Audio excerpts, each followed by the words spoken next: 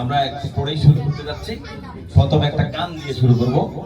তবে কাপলের ব্যাপারে যে কথাটা আসছে সেটা ইয়াংরা বলতেছে বয়স্করা আগে বলবে, আর বয়স্করা বলছে ইয়াংরা আগে বলবে। ওকে ওকে, এটার একটা সমাধান আমার কাছে আছে। মিক্সটা হচ্ছে অর্ডার মানে ইয়ার উপরে যে সবচেয়ে বয়স্কটা প্রথম বলবে, সবচেয়ে কম বয়স্কটা দ্বিতীয় বলবে। নেক্সট নেক্সট 3 নম্বরে বলবে সেকেন্ড হাইয়েস্ট কাপল, মানে যে কাপল ইয়ার। এরপরে থেকে আবার ডিসেন্ডিং, এটা অ্যাসেন্ডিং, এটা ডিসেন্ডিং হবে। বুঝতে পারছি? তাদের সবাই এভাবে মানুষের করতে দেন। কেউ যেন বলতে না পারে আমি আগে বলবো উনি পরে বলবে, এরকম হবে না। প্রথম শুরু করবে একেবারে সিনিয়র, এরপরে শুরু করবে সবচেয়ে জুনিয়র, তারপরে 3 নম্বরে হবে সেকেন্ড সিনিয়র, 4 নম্বরে হবে সেকেন্ড জুনিয়র, এইভাবে যাবে। নামবে উঠবে, এটা হবে ডিসেন্ডিং, এটা হবে ডিসেন্ডিং। ওকে ওকে, আমরা এইবার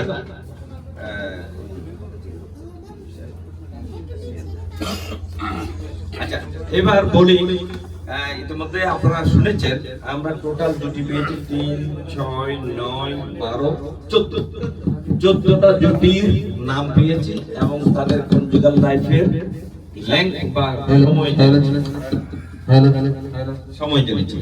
তো এই পর্যায়ে যেহেতু সিনিয়রদের থেকে প্রথম বলার জন্য কথা এসেছে, আমি একটু ঘোষণা দিয়ে রাখি, আজকের সিনিয়র হচ্ছে সবচেয়ে বেশি সময় জুড়ে যিনি কনজুগাল লাইফ এনজয় করেছেন। যারা কে হতে পারে? যিনি হয়েছেন নিশ্চয় ওনার মনে আছে নাকি? আমি কি বলবো নামটা? বলবো জাহাঙ্গীর ভাই আর মন্টি। আপনাদের জানিয়ে রাখছি ওনাদের কনজুগাল লাইফের লেংথ হলো 45 ইয়ার্স, 45 ইয়ার্স, এবং আমাদের এখানকার মধ্যে সবচেয়ে সিনিয়র ভাই কাপল, সিনিয়র কাপল। সো আমি এখন শ্রদ্ধেয় সিনিয়র কাপল জাহাঙ্গীর ভাই এবং মন্টি ওনারা যা করতেছেন সেই পরিবেশনটা শুরু করার জন্য এখানে এসে বিনীত অনুরোধ জানাচ্ছি। আজ ওখানে বলেন ওকে ওখানে ওকে মাইক বুঝিয়ে দেবো। ব্যক্তিগত মানে বিবাহিত জীবনের সম্বন্ধে, বিবাহিত জীবনের টক চাল মিষ্টি সব হতে পারে। ওকে, আপনার ভালো লাগে যে কোনো একটা স্মরণীয় ঘটনা, এটা মজার ঘটনা হলেই ভালো, ঠিক না? মজার একটা ঘটনা তো মজা লাগে। হ্যালো হ্যালো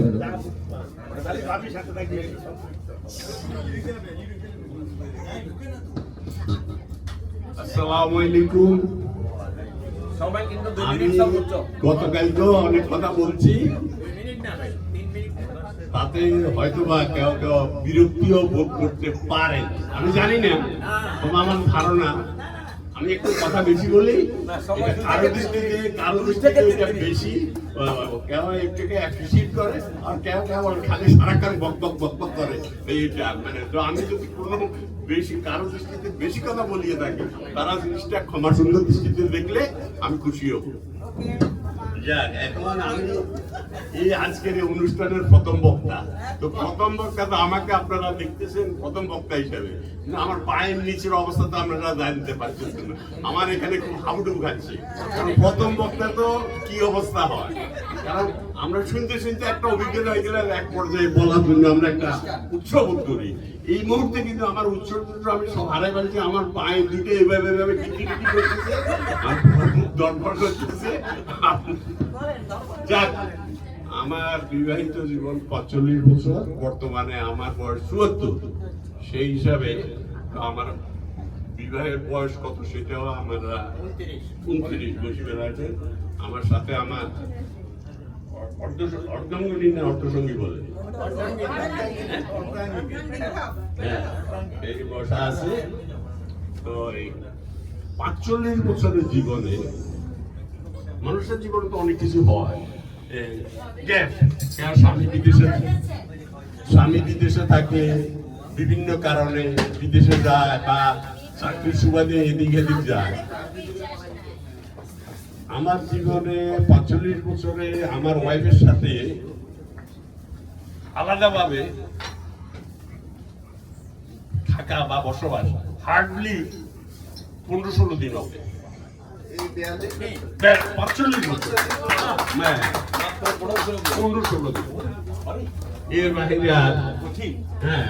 তো সুতরাং আপনাদের বিবাহিত জীবনে হয়তো আপনাদের অনেক বড় বড় গ্যাপ আছে, সেই হিসাবে মনোমালিন্য কম থাকতে পারে। যেহেতু আমার কোনো গ্যাপই নাই, তো সুতরাং আমার মনোমালিন্যটা একটু বেশি হইতেও পারে। তো সেটা আপনারা মনে মনে তো জানা মতে, আমার জানা মতে এমন কোনো ভুল বুঝাবুঝি হয় নাই যেখানে আমাদের মধ্যে আমি তোমার কাছে থাকবো না বা তুমি আমার কাছে থাকবে না, এরকম কোনো অবস্থা কোনো সময় আজ পর্যন্ত। এই যে আন্টি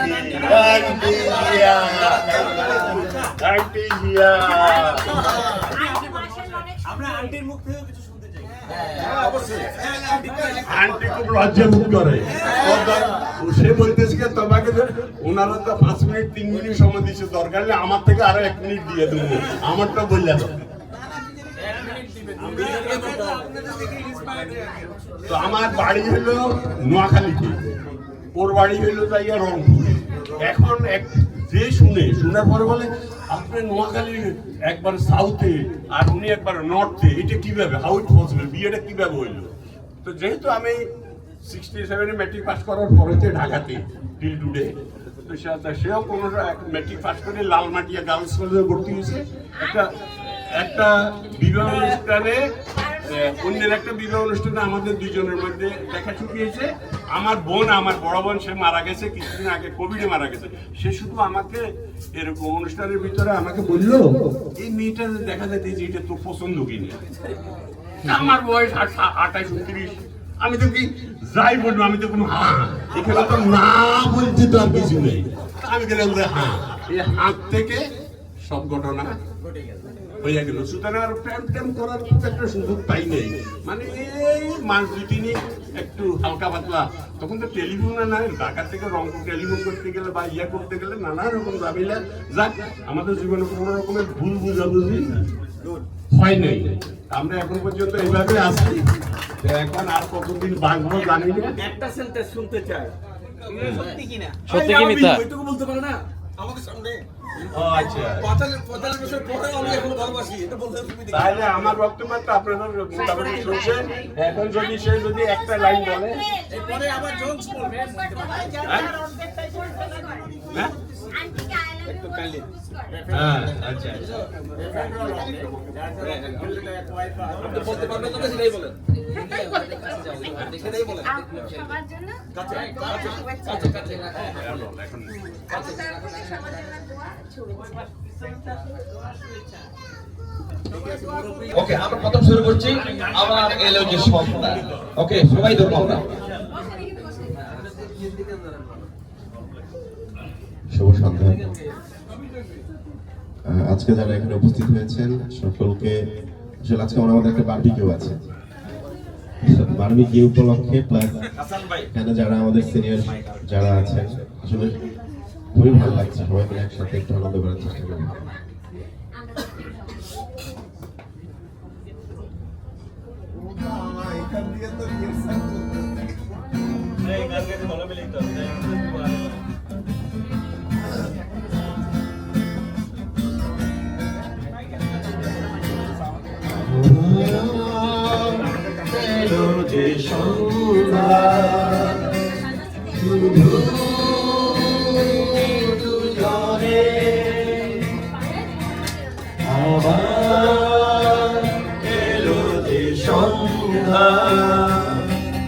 শুধু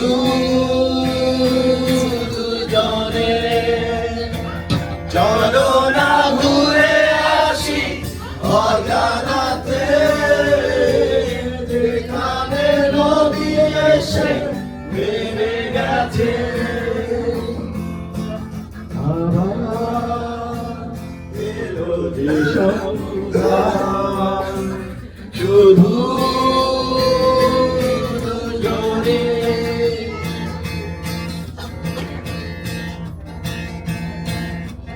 ঝাউবনে ছায়া মেয়েগুলো খেলছে, সাঁওতালি মেয়েগুলো চলছে, লাল লাল শাড়িগুলো উড়ছে, তার সাথে মন মোর দুলছে। ওই দূর আকাশের প্রান্তে সাত রঙা মেঘগুলো উড়ছে, ওই দূর আকাশের প্রান্তে সাত রঙা মেঘগুলো উড়ছে। সবাই চলো না ঘুরে আসি অজানাতে, যেখানে নদী এসে নেমে গেছে। এই বুঝি বয়ে গেল সন্ধ্যা, ভেবে যায় ভিজার কি মনটা, পাখিগুলো নিরে ফিরে চলছে, গানে গানে কি যে কথা বলছে। ভাবি শুধু এখানে থাকবো,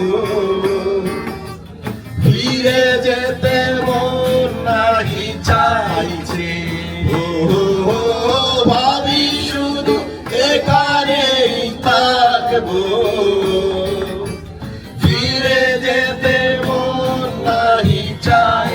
সবাই চলো না ঘুরে আসি অজানাতে, যেখানে নদী এসে নেমে গেছে। চলো না ঘুরে আসি অজানাতে, যেখানে নদী এসে নেমে গেছে।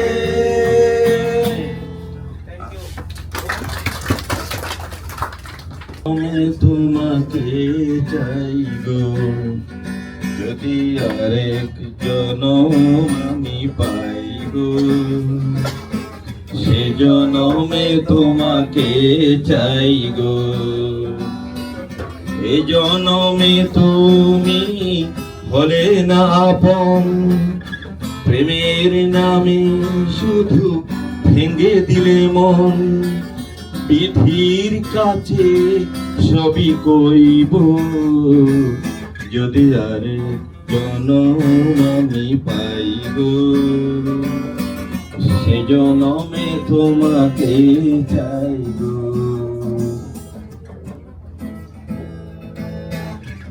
কারে দেখাবো আমি বুকের ব্যথা, তুমি যে আমার সাথী হলে না। এমন করে বুকে জ্বলছে আগুন, সইতে আমি আর পারি না। তুমি তো খুঁজে নিলে সুখের ভুবন, আমার হৃদয় পুড়ে ছাই গো, যদি আরেক জনম আমি পাই গো, সে জনমে তোমাকে চাই গো, যদি আরেক জনম আমি পাই গো, সে জনমে তোমাকে চাই গো। ধন্যবাদ।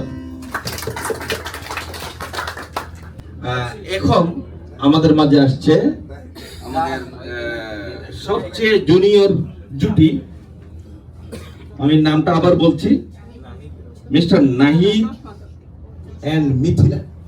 মিস্টার নাহিদ এন্ড মিথিলা, তো তাদের জুটি হচ্ছে মাত্র 15 দিনের, মানে বলতে গেলে তারা এখন এটা হানিমুন ট্যুর হয়েছে আর কি বলতে গেলে না, এটা শিওর। ওকে, আমরা তাদের অনুভূতি জানতে চাই, সবকিছু মিলিয়ে তাদের নতুন জীবন সংসার কেমন চলছে বা এই হানিমুন ট্যুর কেমন হলো, সবকিছু বুঝে দুই জনের অংশগ্রহণে 2 থেকে 3 মিনিট সময়। জি, থ্যাংক ইউ। আসসালামু আলাইকুম, শুভ সন্ধ্যা। আমি মোহাম্মদ নাহিদ আলম চৌধুরী, বাসা আমার দিনাজপুর, পেশায় আমি একজন বিজনেসম্যান, আর আমার ওয়াইফ হচ্ছে মিথিলা ফারজানা, ওর বাসা দিনাজপুর, স্টুডেন্ট। অনুভূতি বলতে অনুভূতিটা একটু অন্যরকম, বলে বোঝানো যাবে না। ও বিয়েটা হচ্ছে আমাদের টোটালি অ্যারেঞ্জ। হ্যাঁ 100% অ্যারেঞ্জমেন্ট। ওকে আমি 10 মিনিট দেখাই পছন্দ করছি,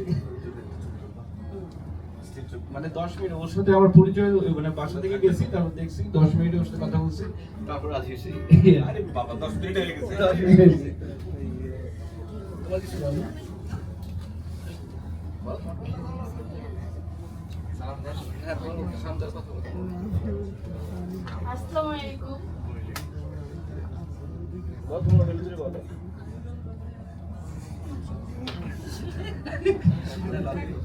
আচ্ছা লজ্জা পাচ্ছে? লজ্জা হচ্ছে। আমরা তো বন্ধ করে থাকি।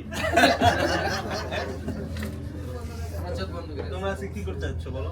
না তেমন কিছু পাই না, মানে লিঙ্ক থাকলে তাও হয়তো লিঙ্ক ঠিক বুঝতে হয় না, একটা গানের 2-4 লাইন বলতে পারি।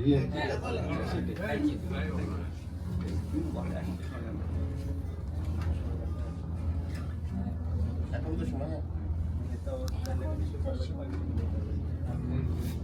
হ্যাঁ যে কোনো বলুন না। হ্যাঁ, আমি মানে পুরো এখন তো সময় ভালোবাসা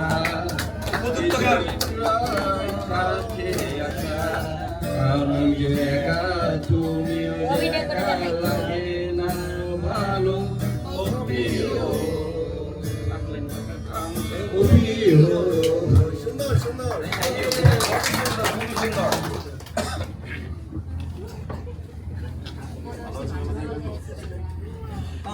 ধন্যবাদ। সবচেয়ে মানে কি বলবো, মানে জুনিয়র জুটির আমরা অনুভূতি শুনলাম, এবং তারা যে গানটা চুজ করেছে একেবারে প্রপার অ্যাপ্রোপ্রিয়েট, খাবার খাপ মিলে গেছে, তাই না? ওকে, তাদের শুভকামনা তাদের প্রতি, তাদের কনজুগাল লাইফ যেন ভবিষ্যতে আরো সুন্দরভাবে যায়। ওই যে আমার ওই বড় ভাইদের মতো 45 ইয়ার্স, তো অলরেডি 45 ইয়ার্স এর জুটি একটা আমরা আমাদের সামনে জ্বলন্ত প্রমাণ বসে আছে। এখনো পর্যন্ত 45 বছরের পরেও কিন্তু ভালোবাসা রয়ে গেছে, একটুকু কমে নাই, বাড়ছে, এবং তাই যেন হয়। ওই যে গতকাল যেটা আমি বুঝছিলাম, বারবার ওটা আনি যে আমাদের জীবনে এরকম নতুনদেরকে বেশি শিক্ষা নিতে হবে, যে অনেক কিছু আনবে ঝড়ঝাপটা, বাট সেটাকে প্রাধান্য দেওয়া যাবে না। আমাদের যে ভালোবাসা, কারণ দিন শেষে স্বামী মানে ওই যে ওই স্বামী স্ত্রী, স্ত্রী স্বামী, দিন শেষে কিন্তু এইটাই। আমার গলা ঠান্ডা লাগছে, আমি পরিশ্রম করছি, আমি একটু রেস্টে যাবো। তো আপনাদের একটা গান গাচ্ছি, আমি গান জানি না, চেষ্টা করছি। সত্য কাজে কেউ নাই রাজি, সত্য কাজে কেউ নাই রাজি, সবই দেখি তা না না না, যাদ গেল বলে, এ কি আজব কারখানা, যাদ গেল বলে। সত্য কাজে কেউ নাই রাজি, সত্য কাজে কেউ নাই রাজি, সবই দেখি তা না না না, যাদ গেল বলে, এ কি আজব কারখানা, যাদ গেল বলে।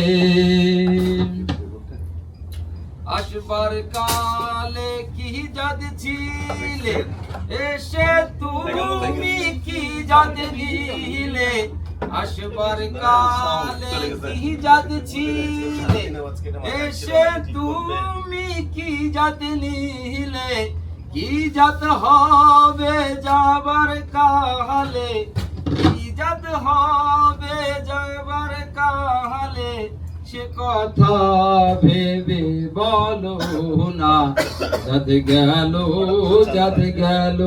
বলে, এ কি আজব কারখানা, যাদ গেল বলে। সত্য কাজে কেউ নাই রাজি, সত্য কাজে কেউ নাই রাজি, ছবি দেখি তা না না না, যাদ গেল বলে, এ কি আজব কারখানা, যাদ গেল বলে। ব্রাহ্মণ চণ্ডাল চামার মুচি, একই জলে হয় গো সুচি।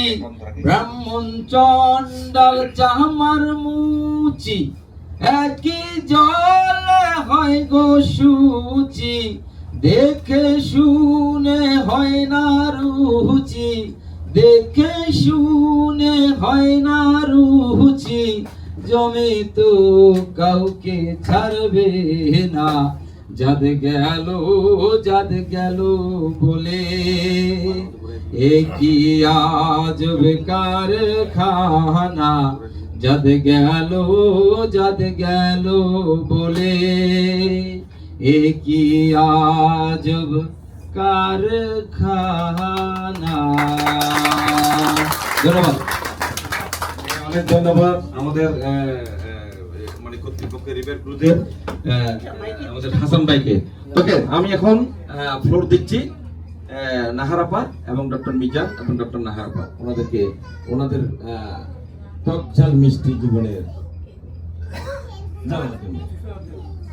কিছু বলার নেই।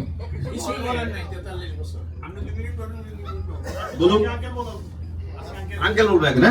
ওকে,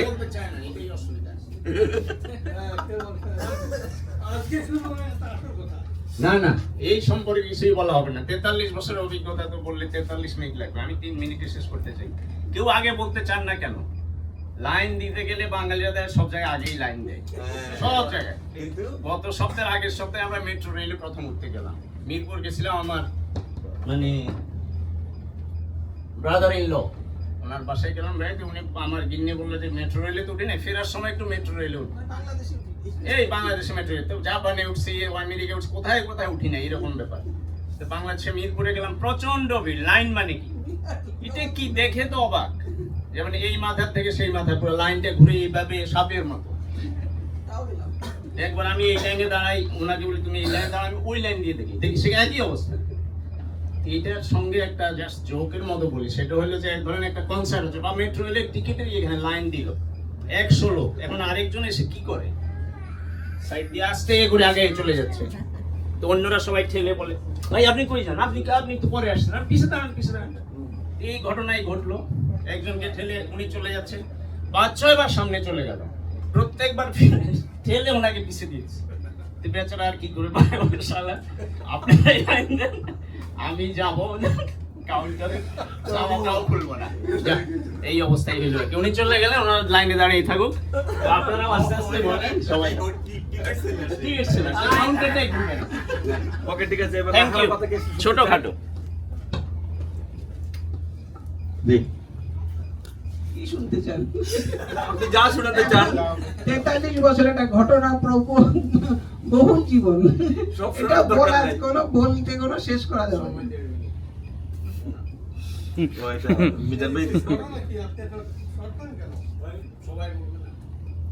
এখন আসলে না, এখন আজকাল তো বলেছি যে অনেক দিন পরিচয় থাকে, তারপরে প্রেম করে, তারপরে কলেজেও সবাই প্রেম করে, ক্লাসমেট বিয়ে করে।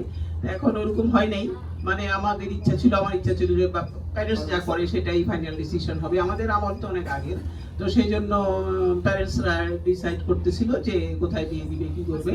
মানে একদম ইন্টারভিউ শেষ হয়ে যাচ্ছে প্রায়, তখন অনেকের আমাদের ক্লাসমেটদের আবার ফার্স্ট ইয়ার সেকেন্ড ইয়ার থেকে বিয়ে শুরু হয়ে গেছিল, অনেকের ফোর্থ ইয়ারে গেলে অনেক বিয়ে হয়ে গেছে। কিন্তু আমার মনে হতো কি যে পড়ার মধ্যে বিয়েটা ঠিক না, পড়াটা শেষ করে বিয়ে হলে ভালো হয়।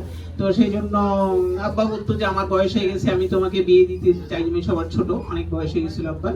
তো তারপরে আমার পাশ করার পরে প্রস্তাব তো আসে বিভিন্ন, না ক্যালকাটা ডাক্তার তো আগে না, বিভিন্ন লোক তো প্রস্তাব তো দেয়, এই লাইন সেই লাইনের, ইঞ্জিনিয়ার, অমুক তমুক। তো আব্বা ছিল লয়ার, তো এরকম আব্বার ইচ্ছা ছিল যে লতে যদি কাউকে বিয়ে দেয় তাহলে আব্বার চেম্বারটা চালাবে, এরকম একটা শখ ছিল আর কি, যে কোনো ভাই বোন যেহেতু হয়নি।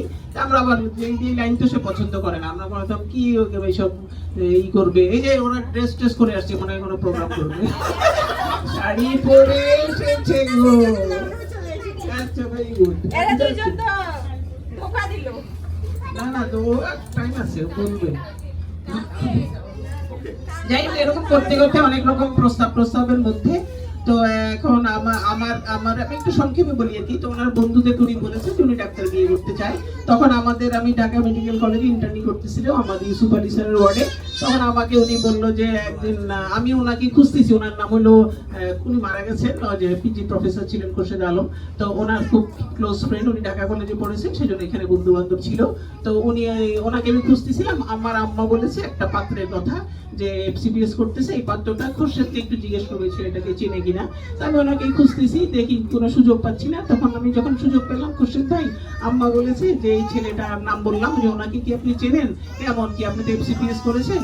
তো উনি বললো কি কোন ছেলে, এইসব বাদ দাও, তুমি ওকে কেমন দেখলাম। আমি যে কাকে দেখলাম, বললো কি ওই যে 2-3 জন বসেছিল এখানে আমার রুমে। আমি বলছি আমিও কিন্তু বসেছিলাম, আমাকে ডাক দিয়ে নিয়ে এসে দেখাইছে। তা আমি তো আর জানি না, আমি নাইট ডিউটি করেছি, আলু থালু চুল একদম অ্যাপ্রন পারে, মানে খুবই বাজে অবস্থা। আমি এমনিও কোনো সুন্দর মানুষ না, কিন্তু আরো খুবই খারাপ অবস্থা ছিল।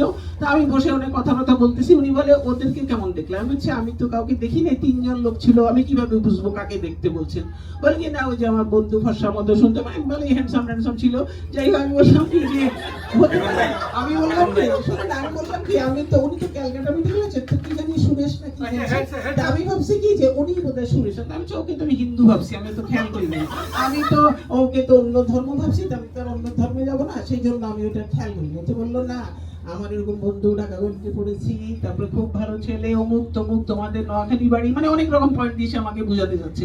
আমি বলছি আমাকে এত কিছু বুঝিয়ে লাভ নেই, আপনি আপনার বাবাকে বলতে হবে, বাবা মা ডিসাইড করবে। এইভাবে ডিসাইড করলো, সেভাবে আমি চলে যাচ্ছে, যে সেইভাবেই আর কি হয়ে গেল। যার কপালে যা আছে সেটাই আর কি। বিয়েটা তো আসলে ওরকম, মানে আসলে আল্লাহ বোধহয় ডিসাইড করে রাখে, এবং সেইভাবেই আছি। ভালো মন্দ এমনি ঠান্ডা মনে হয় দেখলে, ভিতরে তেজ আছে, মানে খুব মেজাজ দেখালে একদম অনেক গরম আছে, কোনো কিছু আমারও মেজাজ আছে, মেজাজে ঠান্ডা হয়ে যায়, কি বলে কেউ কারো চেয়ে কম যায় না। তবে আমাদের একটা চরিত্র হলো কি, যে যেমন উনি খুব রেগে গেছেন বুঝলাম, আমি তখন কোনো শব্দ বলি না, আমি একদমই অন্য কাজে চলে যাই, আমি কোনো কথা বলি না। আমি জানি এখন কথা বলে কোনো লাভ নেই, এটা খারাপ হবে।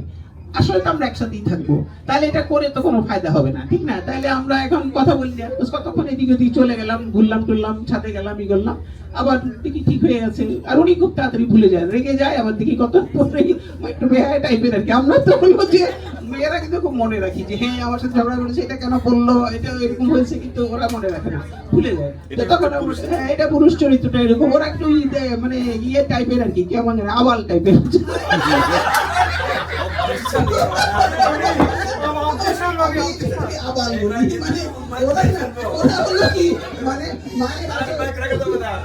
মায়ের আঁচলের তলায় থাকতে থাকতে না ওরকম হয়ে যায়, ঠিক না? সবাই কি বলবে, সঠিক কথা না?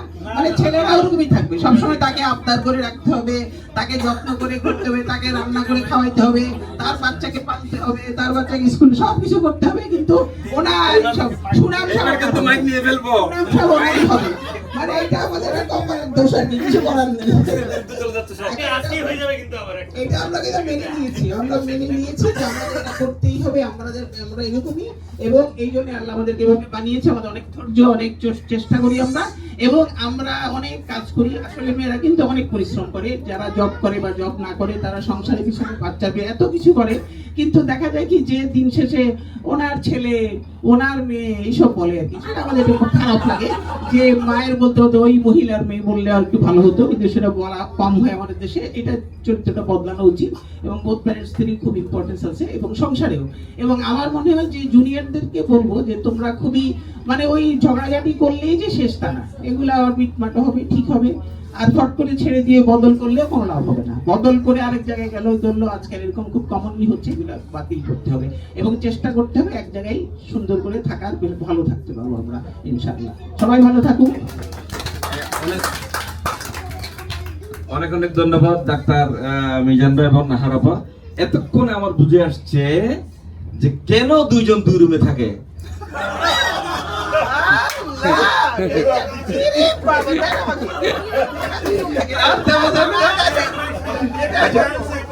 আমি একটু বলি, এই যে আজকে যে এখানে ট্যুর চলছে, আমরা 2 রাত থাকবো, দুইজন কিন্তু 2 রুমে। এটা রিপ্লাই দেওয়ার আমি ফটো ফুটাই দিলাম।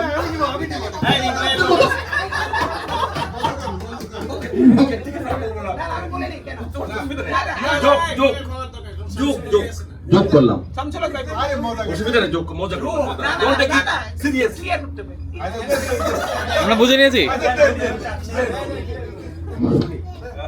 আমাদের জীবনে আমরা বহু ট্যুর করেছি, মানে বহু দেশে যাই, আমাদের অভ্যাসই ট্যুর করা। আমরা অন্য কোনো সোনা দানা শাড়ি গয়না কিছু করি না, আমরা খুব ট্যুর করি। কিন্তু দুর্ভাগ্যবশত অথবা সৌভাগ্যবশত আমরা এবার প্রথম কোনো ট্যুরে 2 জন 2 রুমে আছি। এটা আমরা একটা স্যাক্রিফাইস করেছি। স্যাক্রিফাইসের কারণ হলো যে আমাদের একটা রুম 4 জনের ছিল আর একটা 2 জনের ছিল, 2টা রুম নিয়েছি আমরা।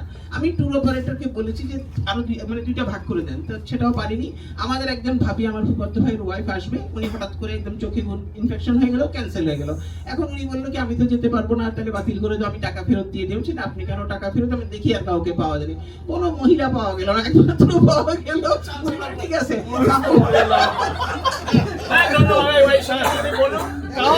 ভাইকে পাওয়া গেল।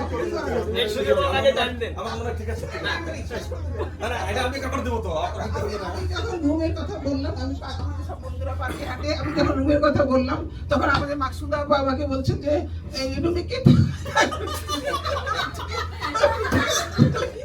উনি বললে উনি এই রুমে কিভাবে থাকবে?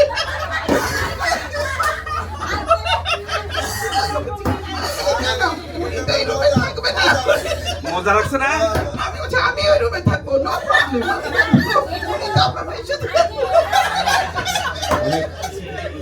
অনেক ধন্যবাদ। আসলে যেমন ওকে, এটা কিন্তু স্যাক্রিফাইস, আমি কিন্তু আসলে এটা মানে ওনাকে অ্যাটাক করার জন্য বলি নাই, এই মজাটাকে যেন আমরা নিতে পারি এই জন্য বলছি। কারণ আমরা আজকে অনুষ্ঠানটা হচ্ছে মজা নেওয়া, তাই না? আমরা মজা নিব। তো এটা আমি জানি যে আমি, এবং এটা ব্যাকগ্রাউন্ডটা জানতাম কেন ওনাকে রাখছে, ব্যাকগ্রাউন্ড পাবলিক জানতে হবে।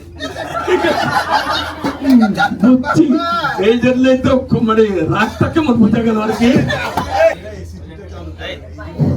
তাহলে ভাই মজা নেওয়ার জন্য তো এইভাবে বলা, যাই হোক রিপ্লাইটা পেয়ে যাচ্ছেন। আসসালামু আলাইকুম। আসলে আমি একজন বিপত্তি, আমি 21 বছর যাবার আমার ওয়াইফকে হারিয়েছি। যাক, সেটা বড় কথা না, সেটা কথা হলো যে আমি ওনার সাথে আমার খুব ফ্রেন্ডশিপ, আমরা একই জায়গা থেকে সোসাইটিতে একসাথে কাজ করি। তাই no this man is a very good man, খুব ভালো মানুষ। তা আমি সুন্দরবনে আসার একটা আমার ইচ্ছা ছিল, কিন্তু আমি সুযোগ পাচ্ছিলাম না। কেমন সুযোগ? যেমন আমি অনেকের সাথে চলি, আমার অনেকগুলো সংগঠন আছে, সেই সংগঠনের কথা শোনা যায়, হ্যাঁ সংগঠন আছে। তো উনি আমাকে বললেন যে ভাই আপনি কি যাবেন? আমি বললাম আমি তো সুযোগ পেলে যাবো। বলে ভাই একটা সুযোগ হয়ে গেছে, সুযোগটা হয়ে গেছে আপনার জন্য। আমি বললাম কিভাবে সুযোগ হলো? ওনার কাপ্তিও যাওয়ার কথা ছিল, উনি অসুস্থ হয়ে গেছেন। আমি বললাম আমি তো জানি আপনি ভাবিকে ছাড়া থাকেন না, কিভাবে আমি আপনাকে আমার রুমে রাখবো? যার জন্য আমি রাজি হয়েছি এবং আমি সেই জন্য গ্রেটফুল টু হিম। না না, ভাবিকে তো করবে, তবে ভাবি শুনেন একটু এর মধ্যে আরেকটা অ্যাড করি। এই পিকনিক আর এই মানে ট্যুর মানে না হওয়ার কথা ছিল আমাদের জন্য। এমন এক ঘটনা পড়ে গেছিলাম, ভাবিকে আমি ধন্যবাদ দিই। ভাবি যে কীভাবে ওনার রাগ সম্বরণ করলো, আমরা আসতে আমার এক দেরি হয়ে গেছিল, যাই হোক কোনো কারণে। তো যাই হোক শেষ পর্যন্ত আল্লাহর রহমত, উনিও লাই করতেছেন, আমিও করছি। ছেড়ে দিচ্ছে ট্রেন, কেমন ভালো না,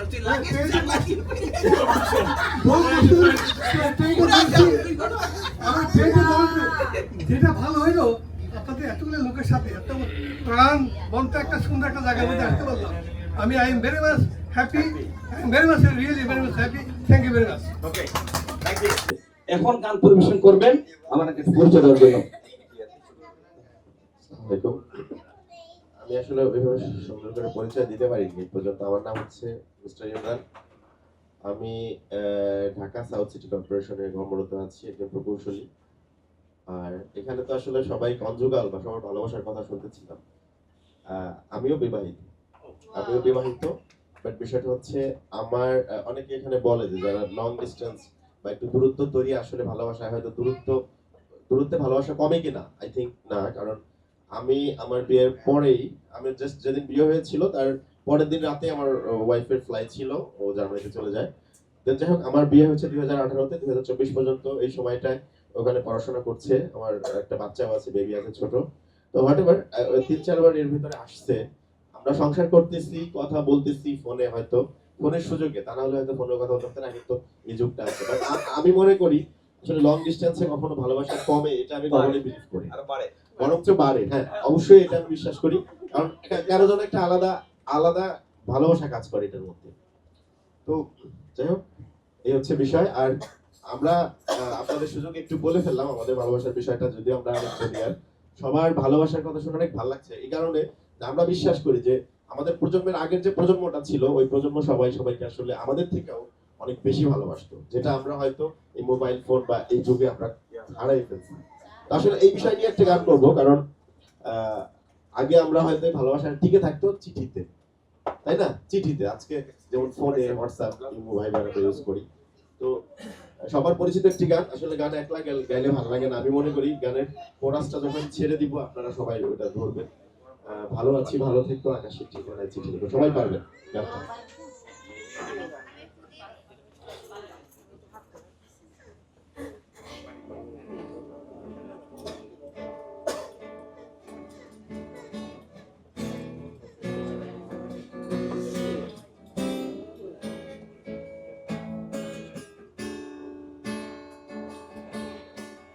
ভালো আছি, ভালো থেকো, আকাশের ঠিকানায় চিঠি লিখো।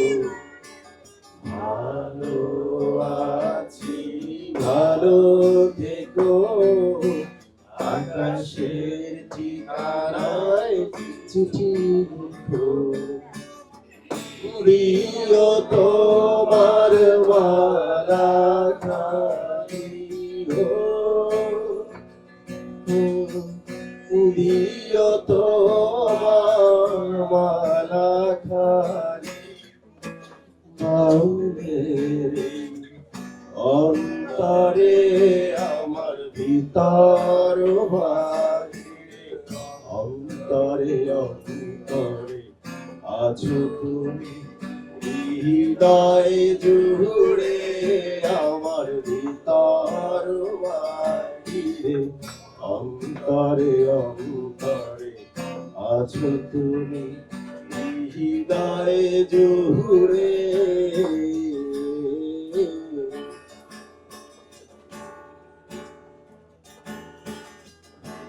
কে রাখে যেমন কুসুম পাপড়ির আবড়ালে ফসলের ঘুম, সবাই কে রাখে যেমন কুসুম পাপড়ির আবড়ালে ফসলের ঘুম, তেমনি তোমার দিদির চলা ও, তেমনি তোমার নিবিড় চলা, ভিতরে বন্দরে, আমার ভিতর বাহিরে, অন্তরে অন্তরে আছো তুমি, হৃদয় জুড়ে, আমার ভিতর বাহিরে, অন্তরে অন্তরে আছো তুমি, হৃদয় জুড়ে।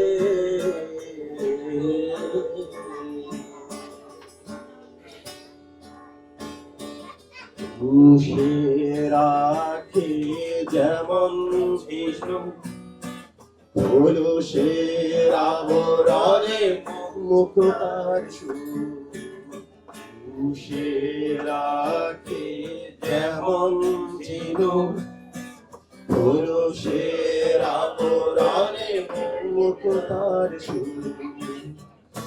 এমনি তোমার গভীর ছোঁয়া ও,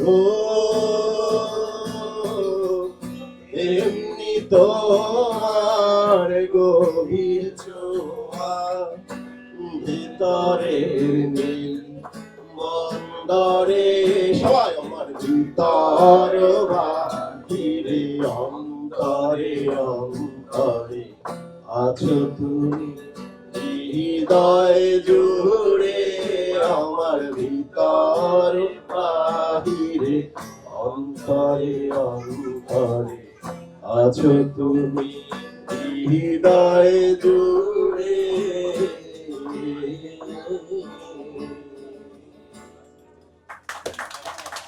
অনেক ধন্যবাদ ইঞ্জিনিয়ার ইমরানকে যে সুন্দর একটা পরিবেশন করার জন্য।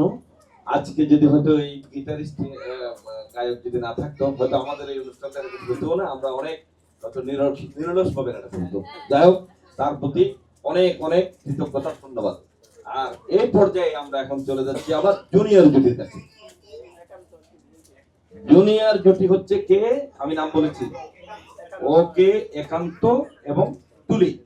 এখন তাদের শুধু টকজাল মিষ্টি না, তার সাথে যদি এগুলোর বাইরে অন্য কোনো বিষয় থাকে, এই ট্যুরের ভিতরে যদি কোনো এরকম বিষয় থাকে সেটাও বলা যাবে। জি, একটু কাইন্ডলি পরিচয় দিয়ে ইন্ট্রোডিউস।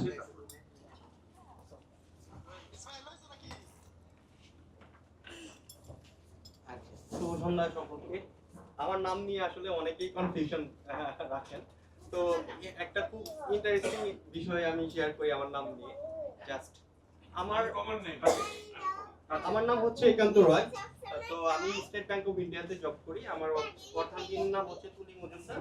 সে MBA তে পড়ছে আমেরিকান ইন্টারন্যাশনাল ইউনিভার্সিটি। তো নাম নিয়ে ইন্টারেস্টিং ফ্যাক্টটা আমি একটু আপনাদের সাথে শেয়ার করি। যেহেতু আমার ইন্ডিয়ান ব্যাংকে জব করি, তো আমার বস হচ্ছে কলকাতা। তো সে আমার নাম কখনো উচ্চারণ করতে পারে না। সে সবসময় আমাকে অকান্ত অকান্ত বলে ডাকে, যে অকান্ত ওই কাজটা হয়েছে কিনা আজকে ডেলিভারি করার জন্য। তো এটা আমি ইউজ। তো আমার নাম হচ্ছে একান্ত রয়। আচ্ছা, যাই হোক, আমার সাথে আমার অর্ধাঙ্গিনীর বিয়ে সম্পূর্ণ হলো প্রায় 11 মাসের উপরে। তো সামনে জানুয়ারিতে আমাদের 1 বছর পূর্ণ হবে, কিন্তু ওর সাথে আমার পরিচয় 11 বছরের উপরে। আমাদের রিলেশন ছিল 10 বছর। তো আন্টি যেটা বলতেছিল যে এখন অনেক একটা ধরে আরেকটা ছাড়ে, এইরকম মেন্টালিটি আমাদের ইয়াং জেনারেশনের ছেলে মেয়েদের এখন অনেক। কিন্তু আসলে যারা টুলাপ করে তাদের অনেক বাধা প্রতিবন্ধকতা দূর করে আজকে এই পর্যায়ে ও আমার ওয়াইফ হিসেবে যুক্ত। তো ওকে একটু দিতেই হবে, কারণ ওর ফ্যামিলি অনেক কনজারভেটিভ ছিল। তো অনেক প্রতিকূলতা কাটিয়ে আজকে এই পর্যন্ত। তো আমরা আসলে ট্যুর লাভার একটা কাপল। তো বিয়ে 1 বছর হয় নাই, কিন্তু আমরা ট্যুর দিয়ে দেশ বিদেশ মিলিয়ে টোটাল 3টা ট্যুর দিয়ে ফেলছি। একটু আগে হাসান ভাইয়ের সাথে একটা কথা বলা হচ্ছিল যে এই ট্যুরটাতে আসার আগে আমি আর ও আননোন ছিলাম এবং সকলে আননোন। তো একটু ইতস্তত বোধ হচ্ছিল যে সবাই কেমন হবে না হবে, কিন্তু এখন আসলে টোটালি একটা কমপ্লিট মানে পরিবর্তন আসলো যে মেন্টালিটি। আমরা একটা ফ্যামিলি, এরকম ফ্যামিলি আসলে এটা বলার বাইরে। তো সকলকে ধন্যবাদ যে এরকম একটা মানে ফ্যামিলির মতন করে টুরটাকে সাজিয়ে নেওয়ার জন্য। যাই হোক, আমি গান টান কিছু পারি না, তো যেহেতু আপনারা সবাই আবদার করছেন, তো 2-1টা লাইন যদি আমি একটু বলতে চাই বা গাইতে চাই। তো যেহেতু আনন্দের মুহূর্ত আমাদের এটা, আমি একটা গান বলতে চাই 2 থেকে 3 লাইন, যেহেতু পারি না, ক্ষমা সুন্দর দৃষ্টিকোণ থেকে দেখবেন। তো আনন্দের মুহূর্তে একটু গান গাই। আজকে মোদের বড়ই সুখের দিন, আজ ঘরের বাঁধন ছেড়ে মোরা হয়েছি স্বাধীন। আর আজ আবার মোরা ভব ঘুরে মুলুক ছেড়ে যাব দূরে। পুরানো দিনের কথা ফিরে আসে, আহা কি আনন্দ আকাশে বাতাসে, কি আনন্দ আকাশে বাতাসে। শাখে শাখে পাখি ডাকে, কত শোভা চারিপাশে, আহা কি আনন্দ আকাশে বাতাসে। থ্যাংক ইউ সবাইকে, থ্যাংক ইউ আপনাদের এত সুন্দর আয়োজন করার জন্য, থ্যাংক ইউ সবাইকে। অনেক অনেক ধন্যবাদ। খুব সুন্দর গান হলো একান্ত এবং তুলির। তো পরবর্তী জুটিকে আমি প্রস্তুত থাকার জন্য বলবো। দেখি কে বলতে পারে পরবর্তী জুটিকে।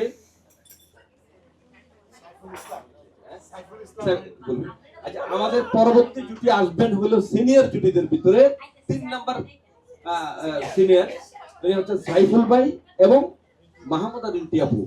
আমার একটু বলে রাখি, ওনারা কিন্তু আমার একেবারে ফ্ল্যাটের পাশাপাশি আর কি, মানে এক ফ্লোরে 2 ফ্ল্যাট আমরা পাশাপাশি থাকি। তো যাই হোক, আমরা ওনাদের থেকে শুনবো, ওই জন্য ওনাদেরকে একটা অগ্রিম জানাই দিলাম, ওনারা যেন প্রস্তুতি নিতে পারে।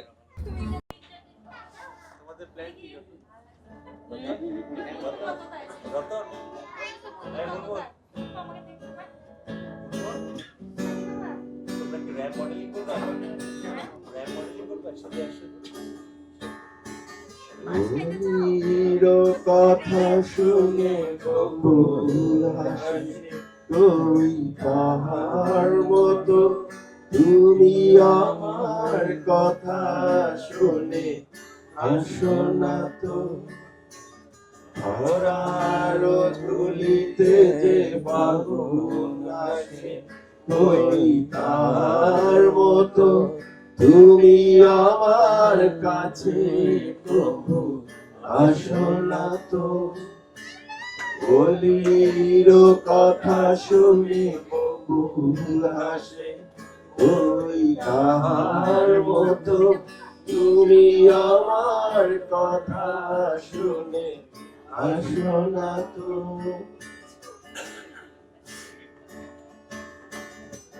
আকাশ পারে অনেক দূরে, যেমন করে মেঘ যায় গৌরে। আকাশ পারে অনেক দূরে, যেমন করে মেঘ যায় গৌরে। যেমন করে মেঘ হাওয়ায় ভাসে, তুই তাহার মতো, তুমি আমার স্বপ্নে প্রভু আসো না তো। বলির কথা শুনে বকুল হাসে, ওই তাহার মতো, তুমি আমার কথা শুনে আসো না তো।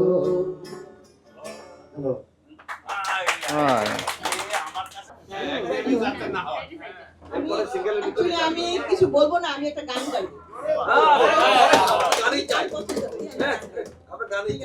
আপনি এখানে আসেন, না এখানে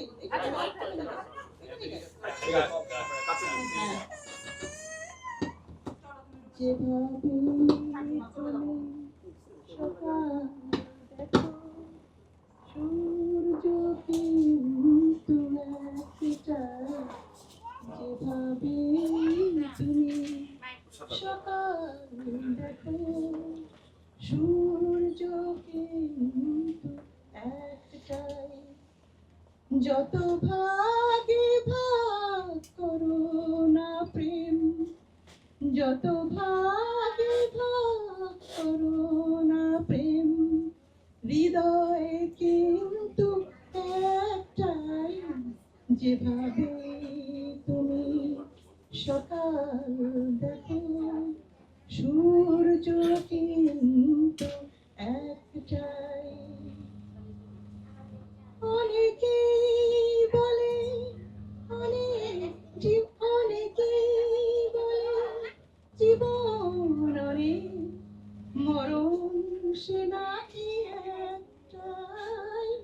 অনেকেই বলে জীবন অনেক, মরণ সে নাকি একটাই। প্রতিবার প্রেমের নতুন জনম, জীবন কি করে একটাই। প্রতিবার প্রেমের নতুন জনম, জীবন কি যত ভাগে ভাগ করুণা প্রেম হৃদয় কিন্তু একটাই, যেভাবে তুমি সকাল দেখো সূর্য কিন্তু একটাই। অনেকেই বলে অনেক কথা, কথা কথা তো একটাই। অনেকেই বলে অনেক কথা, কথা কথা তো একটাই।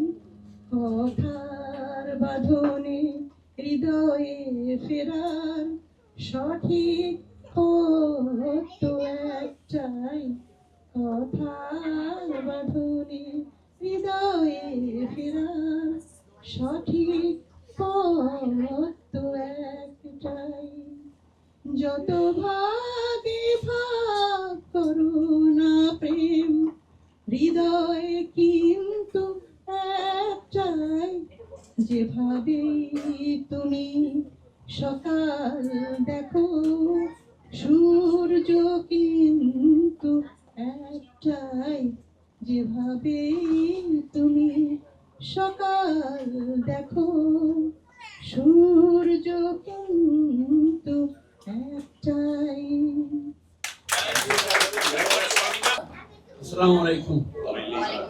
তাহলে ভাই আমার প্রিয় মানুষ একজন আপনজন, দেশি আবার প্রতিবেশীও। দেশি প্রতিবেশী আছে। তো আমি এখানে আসার আগে মুহূর্ত পর্যন্ত ভাবতে পারি না যে উনি আমাকে এমন একটু বিব্রত করবেন।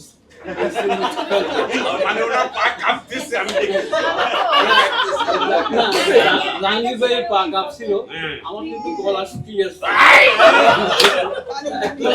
ভালো হইতো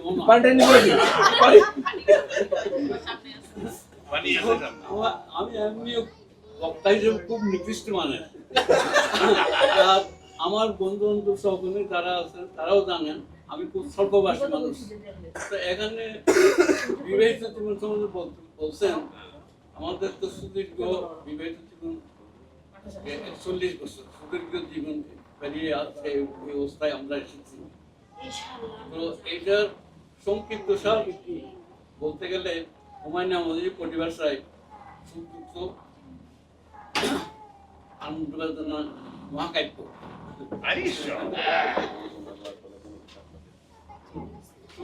হাসি কান্না আনন্দ বেদনা মহাকাব্য আমাদের এই বিবাহিত জীবন, এটাই মনে করে। আর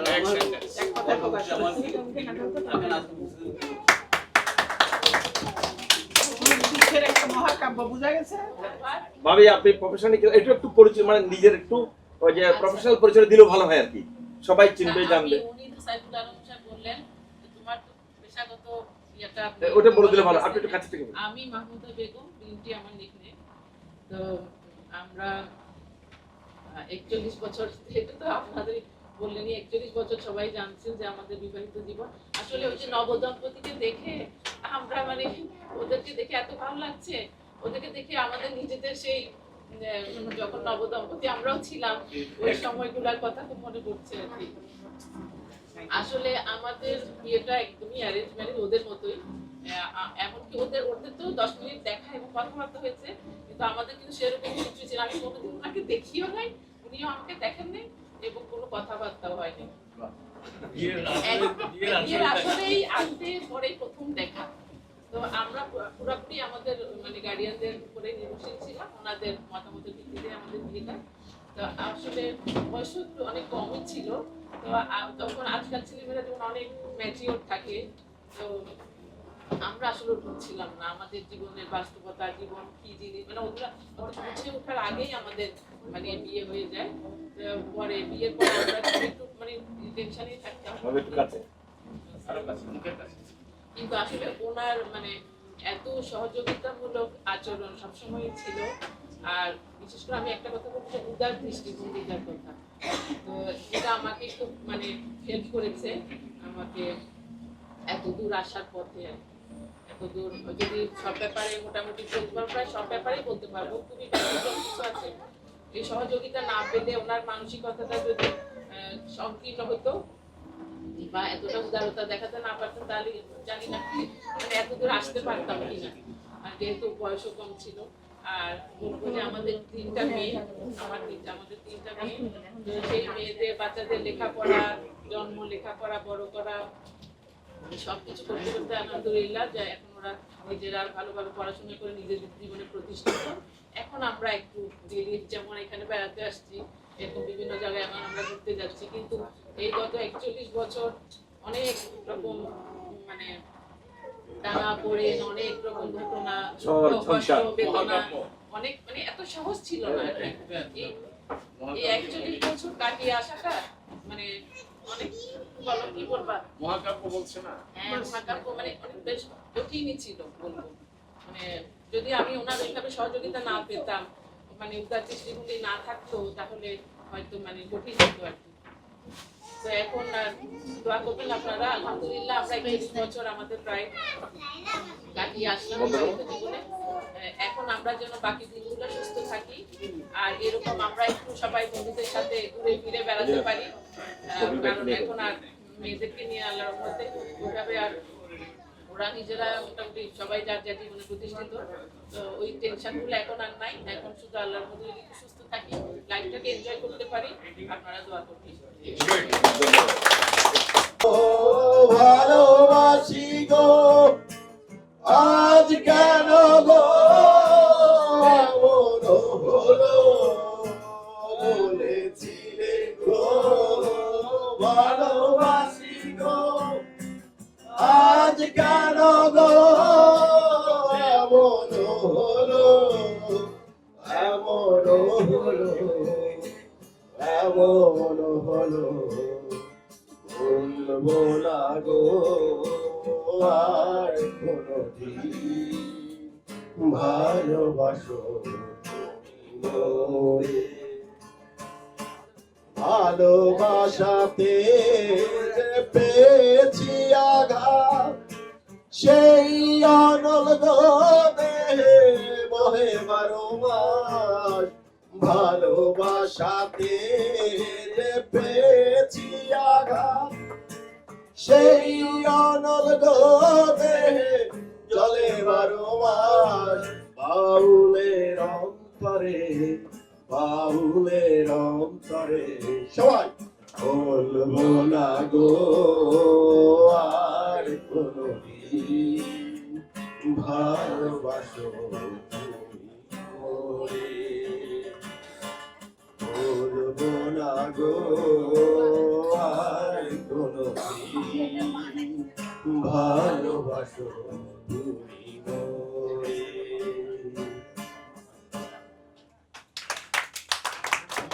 অনেক ধন্যবাদ, সবাই অংশগ্রহণ করেছেন সুন্দর একটা গানে। এইবার তাহলে নির্ধারিত জুটি দাঁড়িয়ে তাদের ইন্ট্রোডিউস করবেন এবং খুব সংক্ষিপ্ত ভাবে কিছু না কিছু পরিচয় করবেন। কালকেরটা কালকে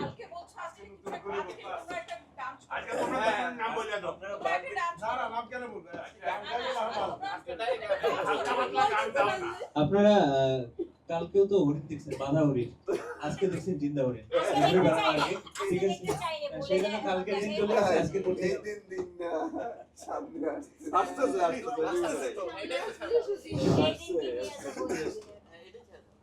আমি আমার পরিচয় কালকে দিয়েছি। আমার নাম হচ্ছে বোরহান, আমার হোম ডিস্ট্রিক্ট নোয়াখালী। আর এটা তো গেল হোম ডিস্ট্রিক্ট নোয়াখালী। আর আমি সিভিল এভিয়েশনে টুকটাক ব্যবসা বাণিজ্য করি। আমার ওয়াইফের নাম হচ্ছে মারিয়া বিনতে ইউসুফ। ও মাইক্রোবায়োলজিতে এমএসসি কমপ্লিট করছে, পিএইচডির জন্য ট্রাই করতেছে, প্লাস পিসিএস এ কোচিং করতেছে। এই ওর বাড়ি হচ্ছে বরিশাল।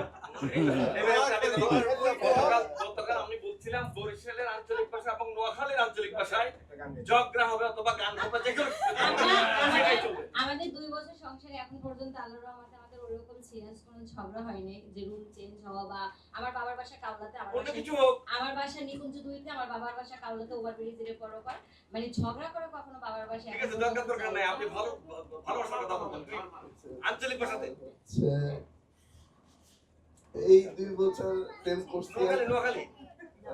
করছি 1 বছর, আর 2 বছর বিয়ে, কারো 42 বছর, আন্টি আঙ্কেলদের কারো 45 বছর, আমার 2 বছরই মহাকাব্য। আসসালামু আলাইকুম।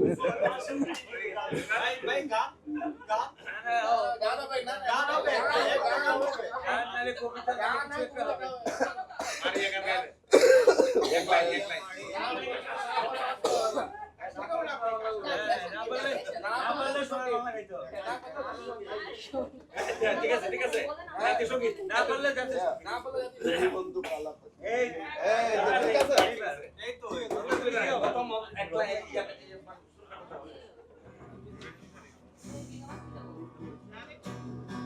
তুমি বন্ধু কালা পাখি, আমি যেন কি বসন্তকালে তোমায় বলতে পারিনি। তুমি বন্ধু কালা পাখি, আমি যেন কি বসন্তকালে তোমায় বলতে পারিনি। সাদা সাদা কালা কালা রং জমেছে সাদা কালা, সাদা সাদা কালা কালা রং জমেছে সাদা কালা। হইছি আমি মন পাগলা বসন্তকালে, তুমি বন্ধু কালা পাখি, আমি যেন কি বসন্তকালে তোমায় বলতে পারিনি। বসন্তকালে তোমায় বলতে পারিনি। গুড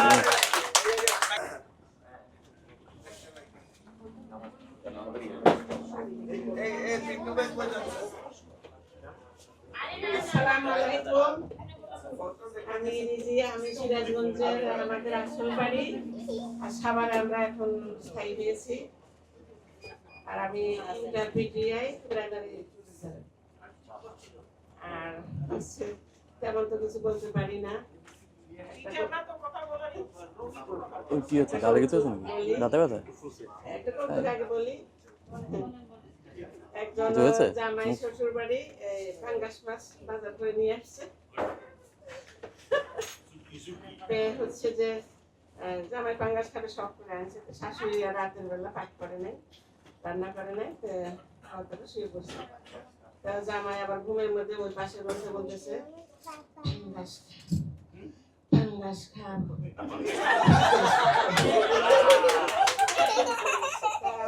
শাশুড়ি আবার এই পাশ থেকে বলতেছে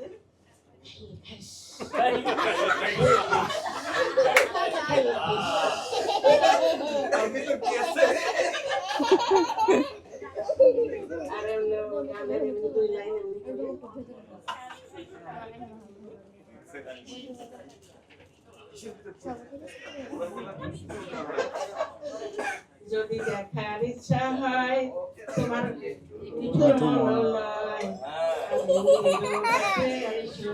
দুপুরের সময় আমি জল পরিবার সব করিয়া দেখো নয়ন ভরিয়া দেখো আসিয়া আমার বন্ধু শিখন কালিয়া দেখো আমার নিঠুর মনোভাব যদি পাই তোমার লগর খেলিয়া কইতাম তোমারে প্রাণে। আমি প্রেম কাশি লইয়া গলে যাই গো যদি মরিয়া দেখো আসিয়া আমার বন্ধু জীবন চালিয়া দেখো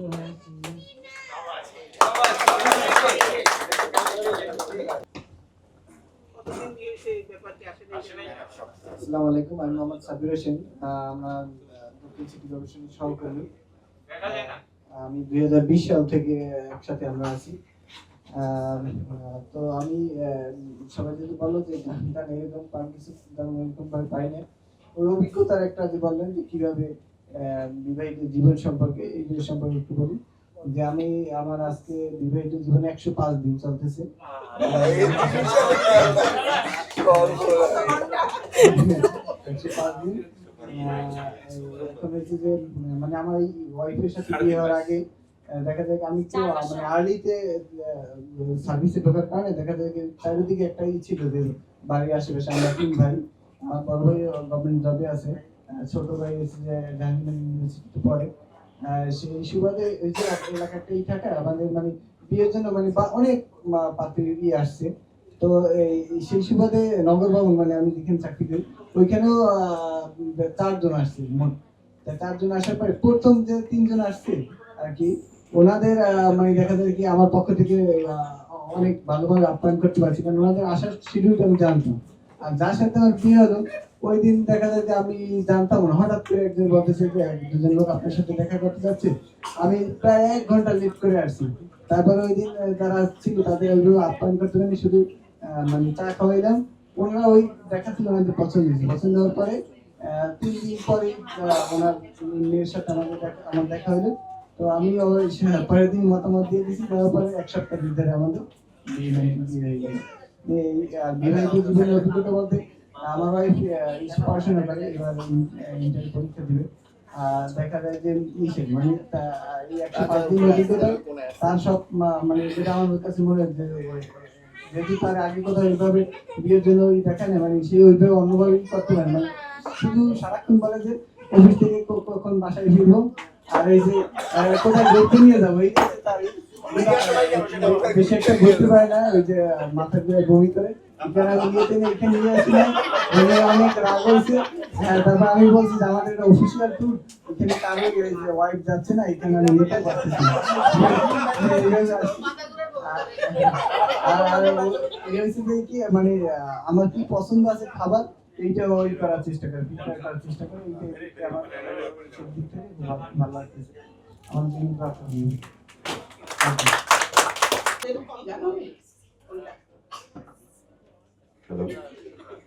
সবার আসলে ভালোবাসার কথা শুনে খুব ভালো লাগতেছে।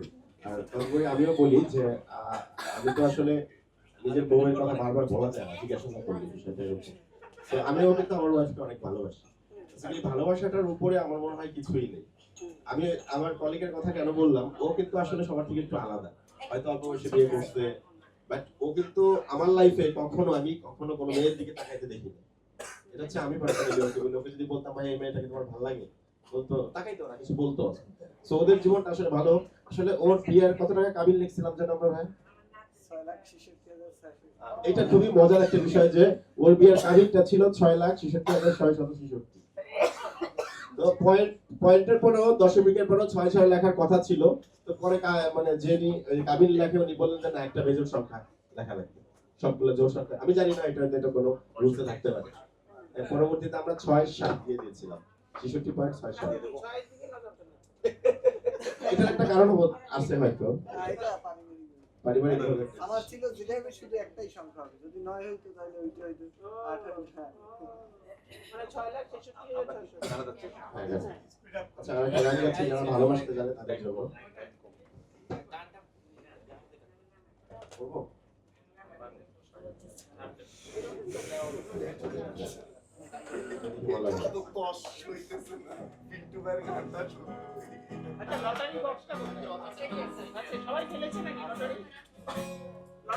লটারিতে কেউ বাকি থাকলে একটু ফেলে দেন।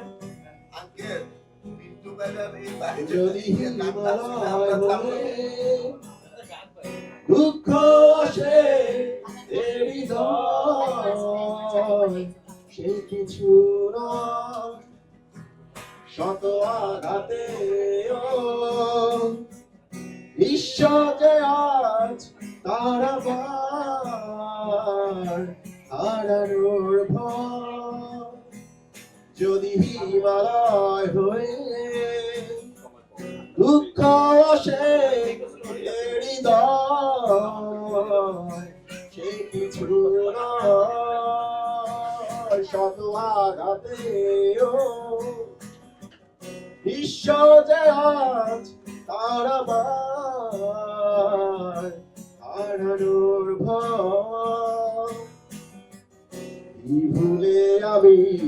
এত সয়েছি যে ব্যথা কি করে ভুলেছি অতীতেরও কথা জানতেও পারবে না কেউ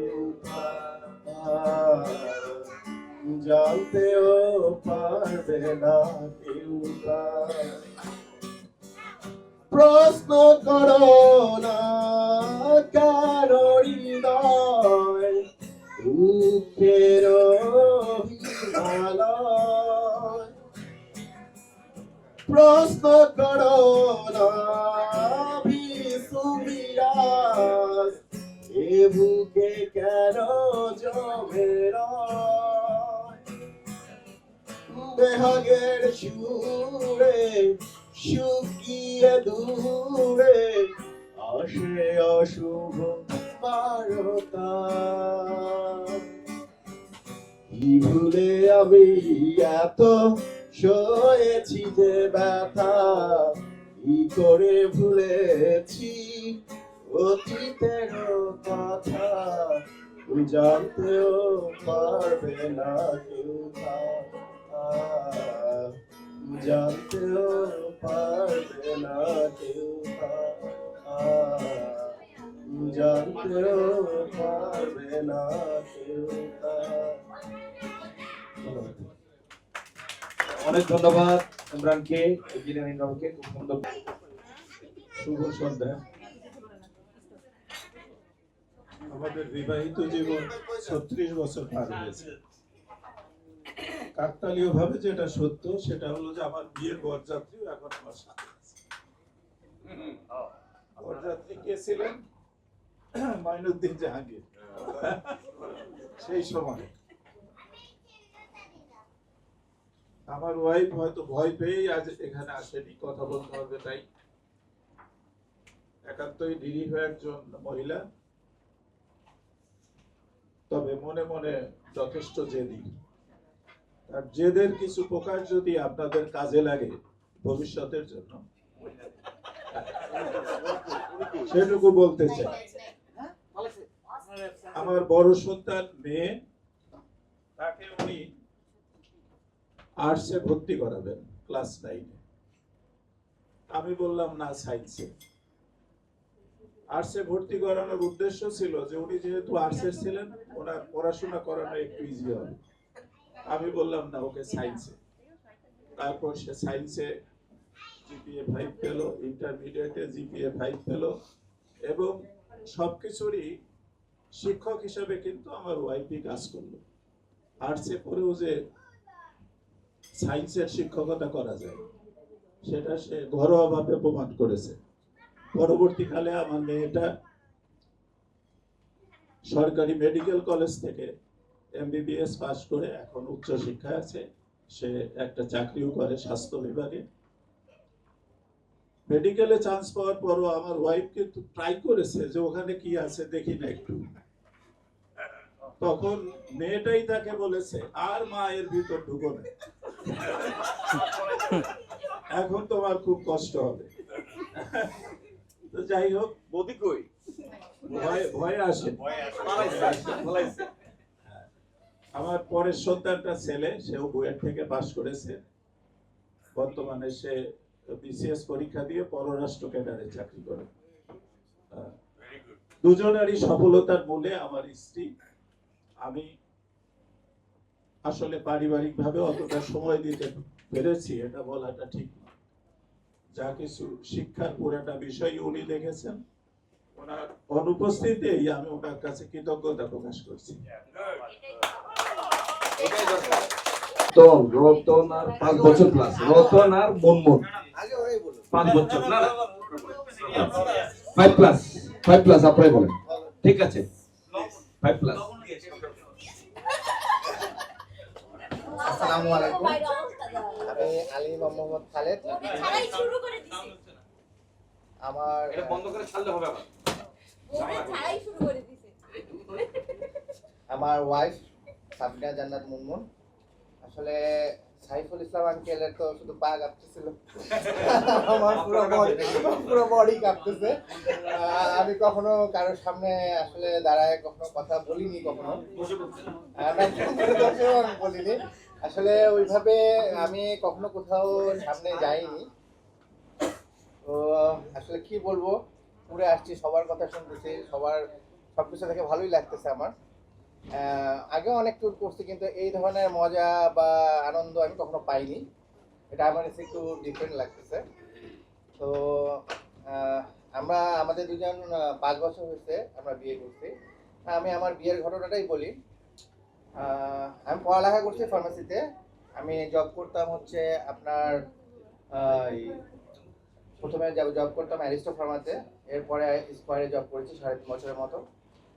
এরপর আমি ডিসিশন নেই যে আমি আর জবটা কন্টিনিউ করবো না, আমি আমার যে ফ্যামিলি বিজনেস আছে আমি এই বিজনেসেই দেখাশোনা করবো। এর মধ্যে অনেক প্রস্তাব আসছে, হ্যাঁ, তা আমি সবাইকেই বলছি যে আমি কিন্তু জবটা কন্টিনিউ করবো না।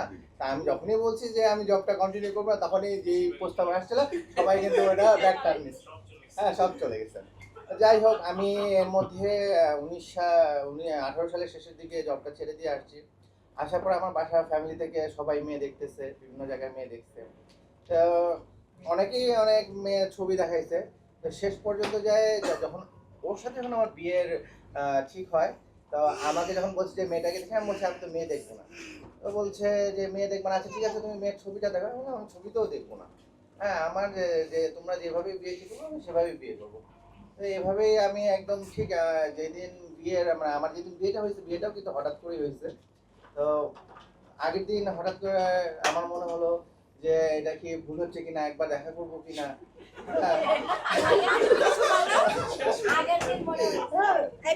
আমি রাতের বেলা আমি যখন দেখলাম যে বাসায় পৌঁছতে, যেমন যে ওরা মানে শুক্রবার ছিল পরের দিন, শুক্রবারে আমার সবকিছু ফাইনাল করে ফেলবে। আমি আগের দিন সন্ধ্যাবেলা বিয়েকে বললাম যে না, আমি তো মেয়ে দেখতে চাই। তখন ওরা বাসার সবাই বললো যে তুমি তো এতদিন ধরে বলে আসছো যে তুমি দেখবে না, হ্যাঁ, এখন এটা ওদেরকে আমরা কিভাবে জানাবো? আমারও না, না হলে তো আমি আর এটা কন্টিনিউ করবো না, আমার তো দেখতেই হবে। যাই হোক, আমার যে ঘটক হিসেবে যে কাজ করতেছিল আমার এক বড় ভাই, তো উনি ওর বড় ভাইকে ফোন দিয়ে বলছে যে ছেলে দেখতে যাচ্ছে, এটা এখন দেখাইতেই হবে। পরদিন সকালবেলা আসলে 10টার সময় আমাদের সাথে দেখা হয়েছে। দেখা হয়েছে, আমরা এমনি একটু কথা বলছি এবং আমাদের সন্ধ্যাবেলায় বিয়ে হয়েছে। হ্যাঁ, এখন বাচ্চাও বলবে।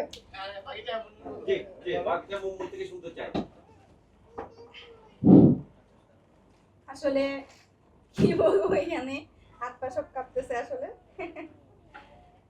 আমি সবাইকে আসসালামু আলাইকুম। বিয়ের দিনে তো প্রায় পুরো ঘটনা ও বলেই দিল, বাকিটুকু আমি বলি। যেদিন সকালবেলা জানলাম, আসলে আমার বাসায় সবাই কানাঘুষা করতেছে শুধু যে কিভাবে আমাকে বের করবে, যে ছেলে দেখতে চাইছে ওকে কিভাবে বলবো, কারণ আমার একটু জিদ আছে বাসায়। আমি বাসার একমাত্র মেয়ে, বলতে গেলে আমার 3 বাচ্চা ছাড়া আমি একমাত্র মেয়ে, একটু জিদ আছে। তো ভাইয়া আমাকে বলতে পারেনি, আব্বুও বলতে পারেনি, আম্মুও না। শেষ পর্যন্ত ভাবির কাছে আসছে, ভাবি বলতেছে মুনমুন শোন না, কি হয়েছে? তুই না রেডি হয়ে একটু, কিন্তু কোথায় যাবো? কয় তোর ভাইয়া একটু তোকে শহরে নিয়ে যাবে। আমি শহরে কি করতে যাব? এখন বাসায় আসবে লোক দুপুরবেলা, আমি এখন শহরে কি করতে যাব? এখন বলছে ছেলে দেখতে চাইছে। আমি তো এতদিন এই বেটা কি করছে? আজকে আসবে তারা মোটামুটি সবকিছু ঠিক করতে, এতদিন ধরে কি করছে? হ্যাঁ, এভাবে যখন বললাম বলছে রাগ করিস না, তুই রেডি হ না, এখন কি করবি বল? এতদিন দেখতে চাইনি, আমিও আসলে ওকে দেখি নাই, ওর ছবিও দেখি নাই। আমিও বলছি আমার ফ্যামিলি যেটা করবে সেটাই আমি হ্যাপি। আমিও ওকে আগে দেখিনি কখনো, আমি যাবো না। আমি হ্যাঁ রাগ করে আমি যাই, ঘরে বসে পড়তে, আমি যাবো না। এখন আমি কেন যাবো? পরে তখন আম্মু আসছে, মা রাগ করিও না, মা যাও, মা যাও, মা। অনেক আদর করে বোঝানোর পরে রেডি হয়েছি, যা পরেছিলাম সেই পরেই আমি বের হয়ে গেছি, যে পছন্দ করলে করবে, না করলে না করবে, আমি এইভাবেই যাব। আসে পরে আমরা জাস্ট একটু কথা বলছি, কথা বলে এখন ও জাস্ট জিজ্ঞাসা করছে যে আপনি কি রাজি? হ্যাঁ, আমি আমার ফ্যামিলি যেখানে মনে করবে যে না আমি এখানে থাকবো, আমি সেখানেই ওকে বলে দুজনে বাসায় চলে আসছি। তারপরে দুপুরে ওরা আসছে, মাসে আমাদের বিয়ে মোটামুটি রেজিস্ট্রি হয়ে গেছে, মানে কবুল বলাটা বাকি ছিল শুধু, সবকিছুই হয়েছে। পরে সেপ্টেম্বরের 26 তারিখে আমাদের বিবাহ সম্পূর্ণ হয়েছে আর কি।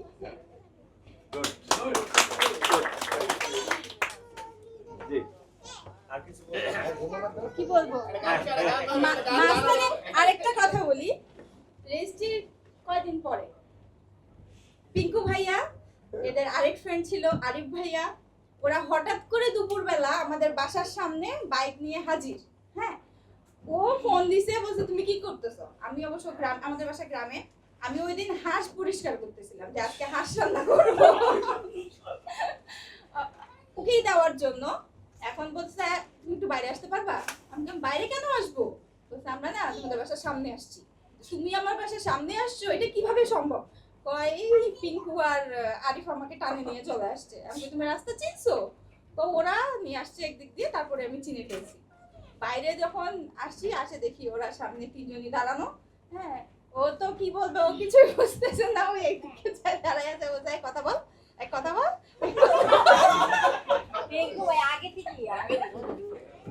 মানে আমাদের তখন থেকেই প্রেমটা শুরু হয়েছে, আসলে ওদিন থেকে আমাদের প্রেমটা শুরু হয়েছে। আর বিয়ের আগে প্রেমটা একরকম, বিয়ের পরের প্রেমটা আরেক রকম। এটাই ফ্রেন্ডিং। ওকে ওকে, এটা খুবই খুবই একটা ভালো একটা সেন্টেন্স আছে। জি, থ্যাংক ইউ। সব কথা শেষ কথা, বিয়ের আগের প্রেম ভালো নাকি বিয়ের পরের প্রেম ভালো?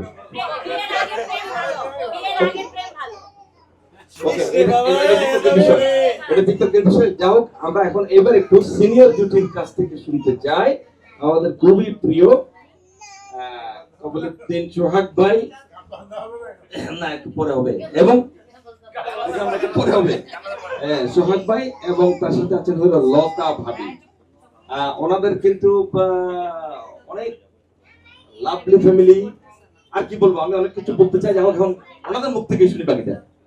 তো আজকে শুধু একটু কথা বলি, আজকে কবিরউদ্দিন ভাই উনি আবার ইয়েতে যান নাই, ওই যে আমরা আজকে দুবলাচর গেলাম, উনি দুবলাচর যাবে না। তো উনি ভাবিকে আমাদের কাছে বুঝিয়ে দিয়েছেন যে ভাই আমার ওয়াইফ যাবে, কিন্তু আমি যাচ্ছি না। আমি তো ভয়ে খুব চিন্তাযুক্ত, এমনিতে বলছে যে ওখানে কাদা পড়বে, স্যান্ডেল নেওয়া যায়, এই নেওয়া যাবে না, সেই নেওয়া যাবে না, এই করবে সে করবে, আমি খুব চিন্তিত। তো উনি যা খবর নিলাম, এখানে সারাক্ষণ খালি ওই যে বারান্দায় পায়চারি করতেছিল। আমরা যখন নৌকাতে উঠলাম, ওখান থেকে দেখতেছি বারান্দাতে পায়চারি করছে, যে আসছে কিনা আসছে কিনা, নাকি করে হারাই। হ্যাঁ, নৌকা স্টার্ট দিচ্ছে, তখন থেকে উনি বারান্দায়, এখন তো মোবাইল নাই, নেটওয়ার্ক নাই, আমাকে ফোন দিতে পারছেন না।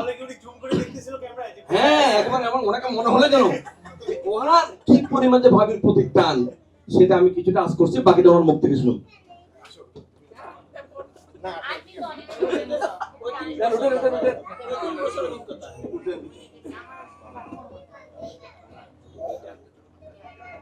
জি জি জি জি,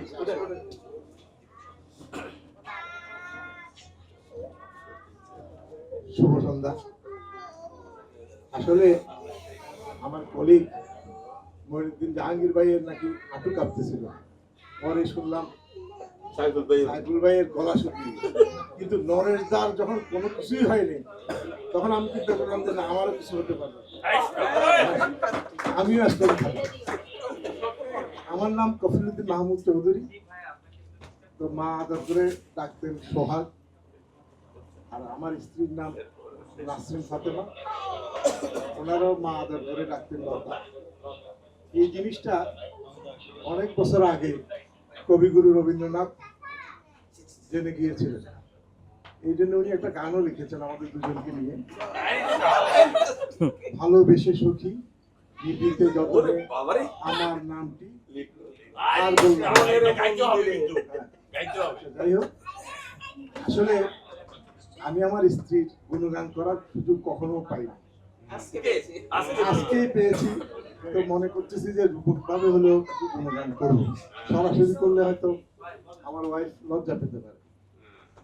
আমার ওয়াইফ কিন্তু আমার জীবনের অনুপ্রেরণা, ভরসা, এবং কোনো কোনো ক্ষেত্রে অ্যাক্সিলারেটরের কাজ করে, এবং কোনো কোনো ক্ষেত্রে ব্রেকেরও কাজ করে। তা আপনারা বোঝার জন্য আমি রূপকভাবে কিছু ঘটনা বলি।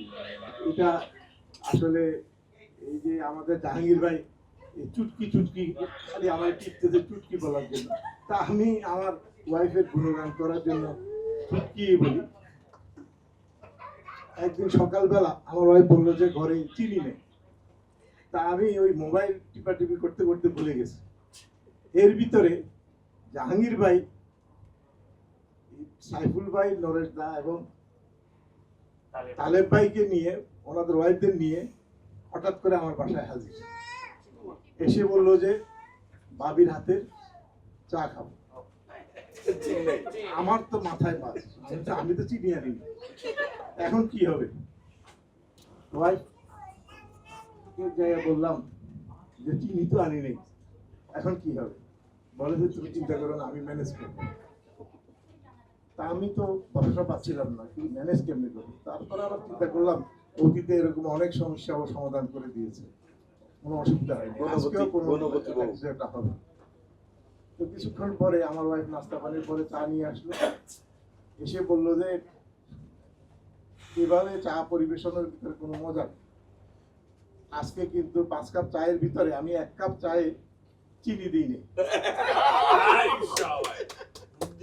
যার ভাগে চিনি ছাড়া চা পড়বে সে আগামী শুক্রবার আমাদেরকে ডিনার করবে।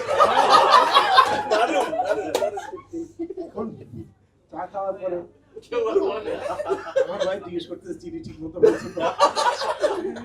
সবাই বলে ঠিক মতো হয়েছে। একজনে বলে যে আরে হবে না, মানে আপনার আঙ্গুলের স্পর্শ করতে আমার চায়ের কাপে পড়ছে।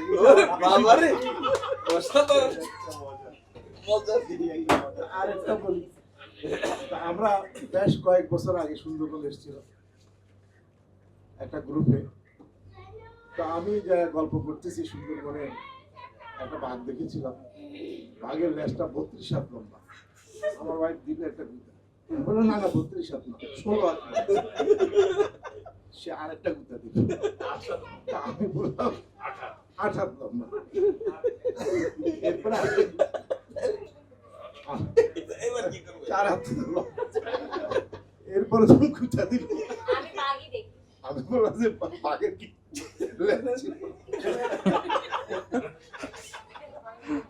এভাবেই মানে আমি প্রয়োজনে নিয়ন্ত্রিত হয়ে মানে মোটামুটি পরিস্থিতি সামাল দিয়েছি। তো আমাদের আসলে অনেকে অনেক ভালোবাসার কথা বলেছে। আমাদের কিন্তু বিয়ের আগে প্রায় 9-10 মাস চমৎকার কেটেছিল। আমার পোস্টিং ছিল তখন বরিশাল। তখন কিন্তু মোবাইলের যুগ ছিল না, TNT ল্যান্ড ফোনের ব্যবহার করতে হতো। তো অফিসিয়াল ফোন বেশি ইউজও করা যেত না। মাঝে মধ্যে অনেকের কাটিসিতে কথা বলতাম, কিন্তু একটা মাসে আমরা এত বেশি মানে নিয়ন্ত্রণহীন ছিলাম যে বিল আমার ঠিক এই মুহূর্তে মনে পড়তেছে না, তবে 19-20 হাজার বা আরো বেশি এসেছিল। কোন সাল এটা? এটা 89। তো আমি আবার মানে ওরা এক্সপ্রেশন চায়, তা আমি অতীতের রেকর্ডগুলো দিয়ে সব দিলাম যে এই অবস্থা, আগে তারা ভুল করছে, পরে এটা অ্যাডজাস্ট করছে। আমার এই ঘটনা শুনলো মানে গল্প ছলে ফুড কন্ট্রোলার সাহেব বরিশালের, ওনাকে বললাম। উনি বললেন যে আরে আপনি এরকম একটা অবস্থায় আপনি টেলিফোন বিল নিয়ে চিন্তা করেন, এটা কি হতে পারে? আপনি যখন মন চায় চলে আসবেন, আমার অফিসে চলে আসবেন, নদীর পাড়ে এত সুন্দর জায়গা, এখানে আপনারা ছুটিয়ে প্রেমও করতে পারবেন, টেলিফোনে কথাও চালাতে পারবেন। আমি বললাম যে আপনারও যদি আমার মতো অবস্থা, বলে সেটা আপনার দেখার বিষয় না, কারণ আমি বুঝি এটা কিরকম জিনিস। বলে আমার ঘটনা শুনে, বলে বৃহস্পতিবার অফিস ছুটি, কাউকে কিছু না বলে আমি রাতের বেলা চলে আসলাম শ্বশুর বাড়িতে। নদী পার হতে হবে, মানে খেয়াঘাটে মাঝি নেই। আমি কি করলাম, আমার কাপড় চোপড় খুলে কেটে আমি শ্বশুর বাড়ি আসি। আমি বললাম যে আপনি তো যে সাহস আমার দিলেন, এটা যে আসলে আসলে হাসির জন্য হ্যাঁ আমরা বলতে পারতেছি না। আমরা হাসলাম ভালো লাগলো আমিও অনুপ্রাণিত হয়ে একদিন রাতের বেলা নিজে ড্রাইভ করে শ্বশুরবাড়ি হাজির হই। আমাদের কিন্তু তখন বিয়ে হয়নি। আমার শালা আমারও দেখছে, দেখে তো সে খুব খুশি, বলে যে আপুকে লতা আপুকে আমি নিয়ে আসবো, আপনি এখানে থাকেন। তা আমি তো দাঁড়িয়ে আসছি, লোকজন আমার অপরিচিত লোক মানে উকি ঝুঁকি মারতেছে আরো গাড়ি নিয়ে, তখনকার দিনে গাড়িতে খুব কম ছিল। তা আমি এক পর্যায়ে মানে লজ্জায় গাড়িতে বসে আছি। এরপরে আমার শালা আসলো, আমার ধরে নিয়ে একদম বাসার সামনে গেইটে নিয়ে গেল। আমি বললাম যে সর্বনাশ, কেউ যদি দেখে। বলে যে এখনো বুঝতেছেন না কি ঘটছে, অন্ধকার, লাইট নেই, মানে পিডিবির লাইট নেই। বলে যে এটা আপনি যতক্ষণ থাকবেন ততক্ষণ লাইট আর আসবে। আমি তো চিন্তা করলাম আরে শালা শালা তো কি তুই করতে আচ্ছা, আরেক দিনের কথা বলি। আচ্ছা আগের দুইটা তো ছুটকি ছিল, এটাও কি ছুটকি? আচ্ছা, তা আমার স্টেশন লিভের পারমিশন নেওয়া লাগে, খুব কড়াকড়ি। আমার কলিগ আছেন বার্মা স্টেশনে আরো বেশি কড়াকড়ি। তা একবার আমি এরকম বরিশাল থেকে চিটাগং আসি, আবারও ওর সাথে যোগাযোগ করে আমার ভাবি মানে সম্বন্ধীর বউ যথেষ্ট সাহায্য করতেন। উনিই ফোন করতেন, আরে আসেন না কেন, এখনই তো সময়, প্রেম করবেন এখন, বিয়ের পরে তো সবকিছু ডাল ভাত। তো ওনারাও মানে আমাদের এমনিতে বলে না, একে তো নাচনি বুড়ি, আরো পরে দোলের বাড়ি। তা আমিও সাহস করে চলে আসছি। এসে আমি আসার পরে আমি চিন্তা করলাম আমার গাড়ি নিয়ে গেলে আবার কে না কে দেখে, গাড়ি তো চিটাগং থাকার কথা না, গাড়ি থাকার কথা বরিশালে। তা আমি আমার বন্ধু কাম তালতো ভাই ওনাকে বললাম, উনি ওনার অফিসের সবচেয়ে সেরা গাড়িটা আমার জন্য অ্যালটমেন্ট করেন। বললো যে আরে প্ল্যান করবেন, বলে একদম ভালো গাড়ি না হলে হয়, ইজ্জত থাকে। তো নিয়ে গেলাম পতেঙ্গা, দেখা হলো আমাদের এমডির সাথে। সংগ্রালক সাহেব উনি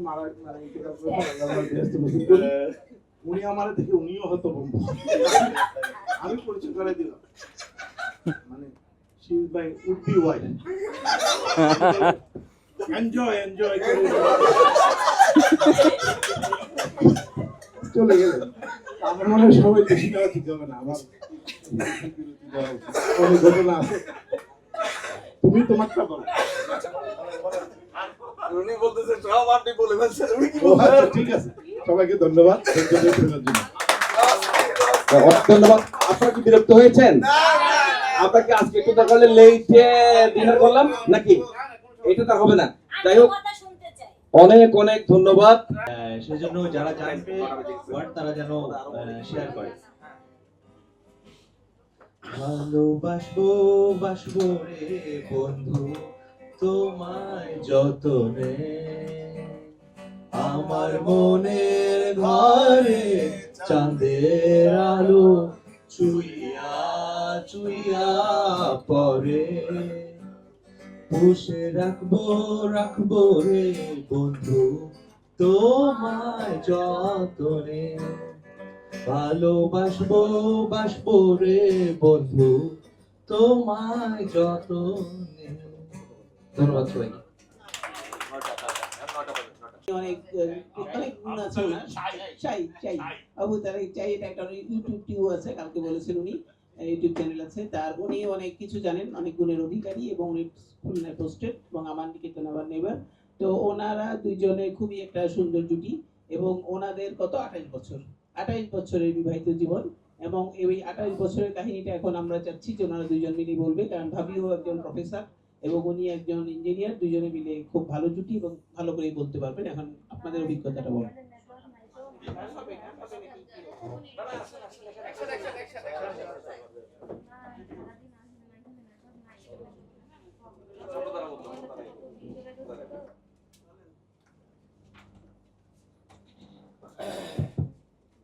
আসসালামু আলাইকুম, শুভরাত্রি।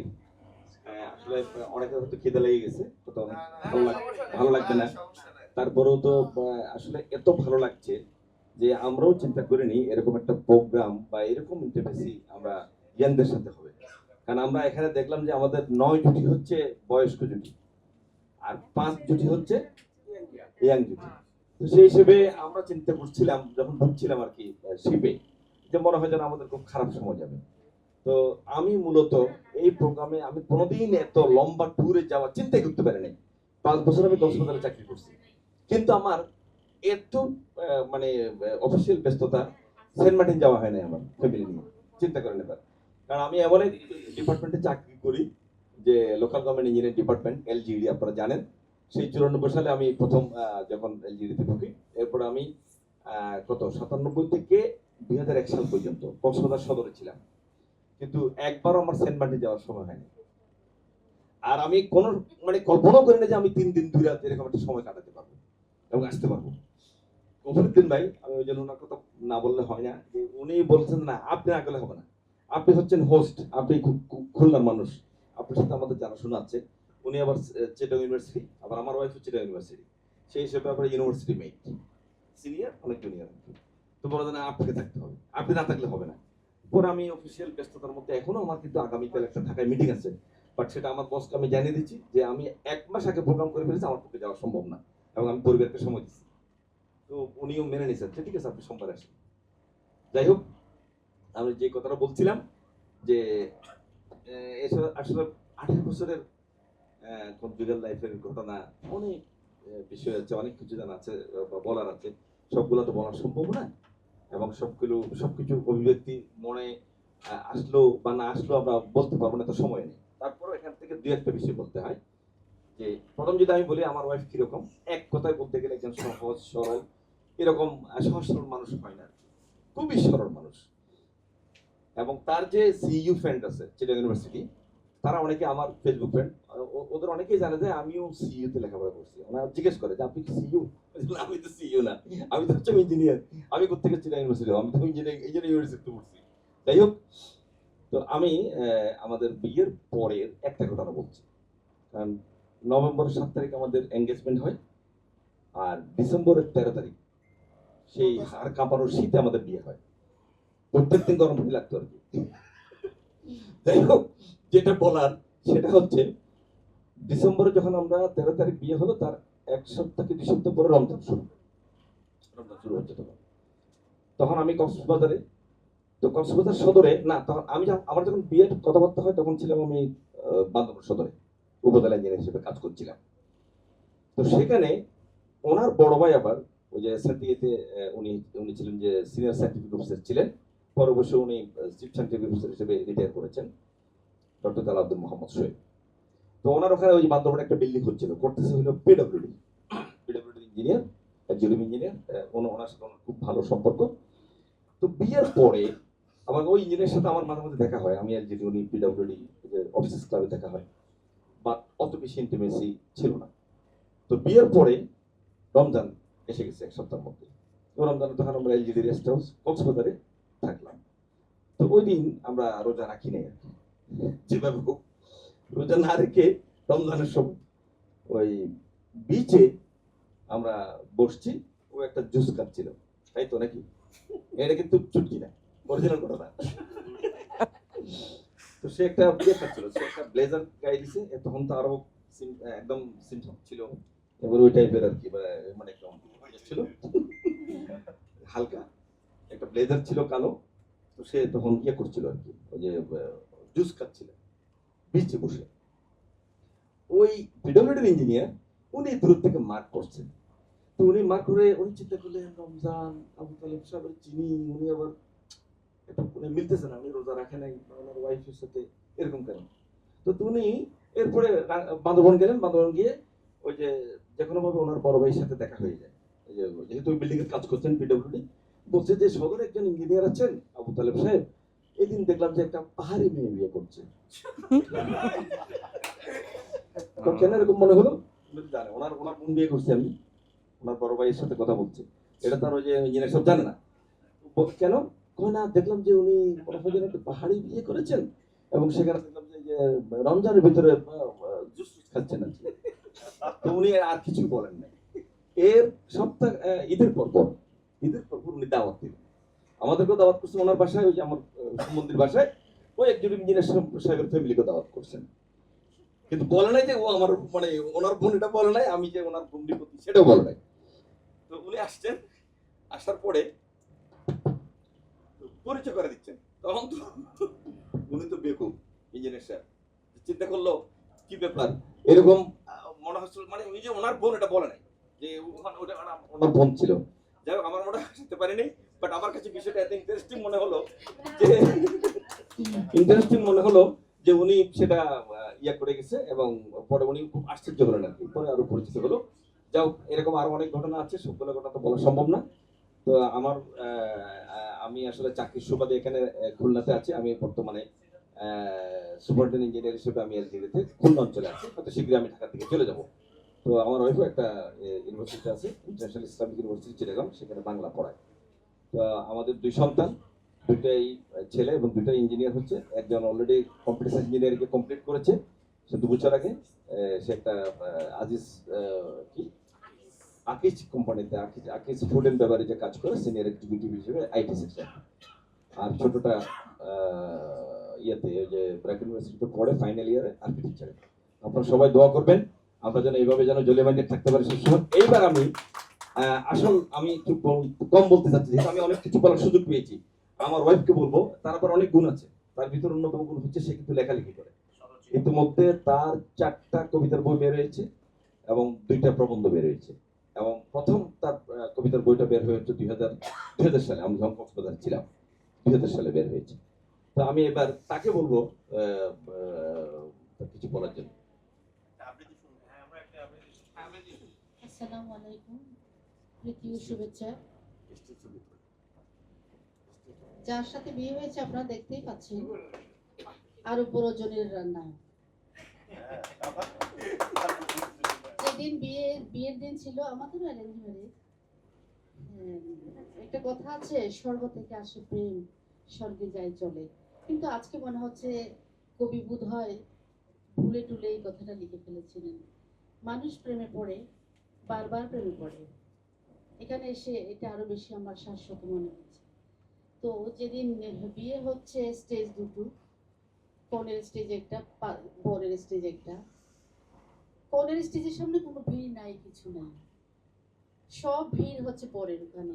এত সুন্দর বর দেখার জন্য পুরো বিয়ে বাড়ি ভেঙে পড়েছে।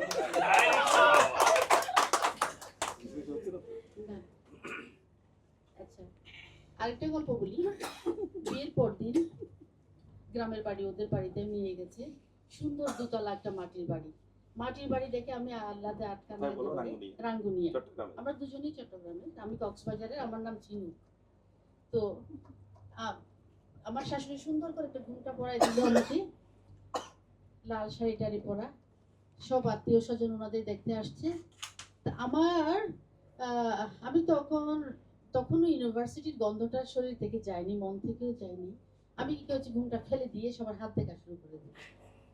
আমি বলেছি সবাইকে 1 টাকা করে দিতে হবে আমাকে, সবার হাত দেখবো। আমার শাশুড়ি এসে আমার মাথায় কাপড় তুলে দেয়, আমি ওইটা আবার ফেলি, এইভাবে।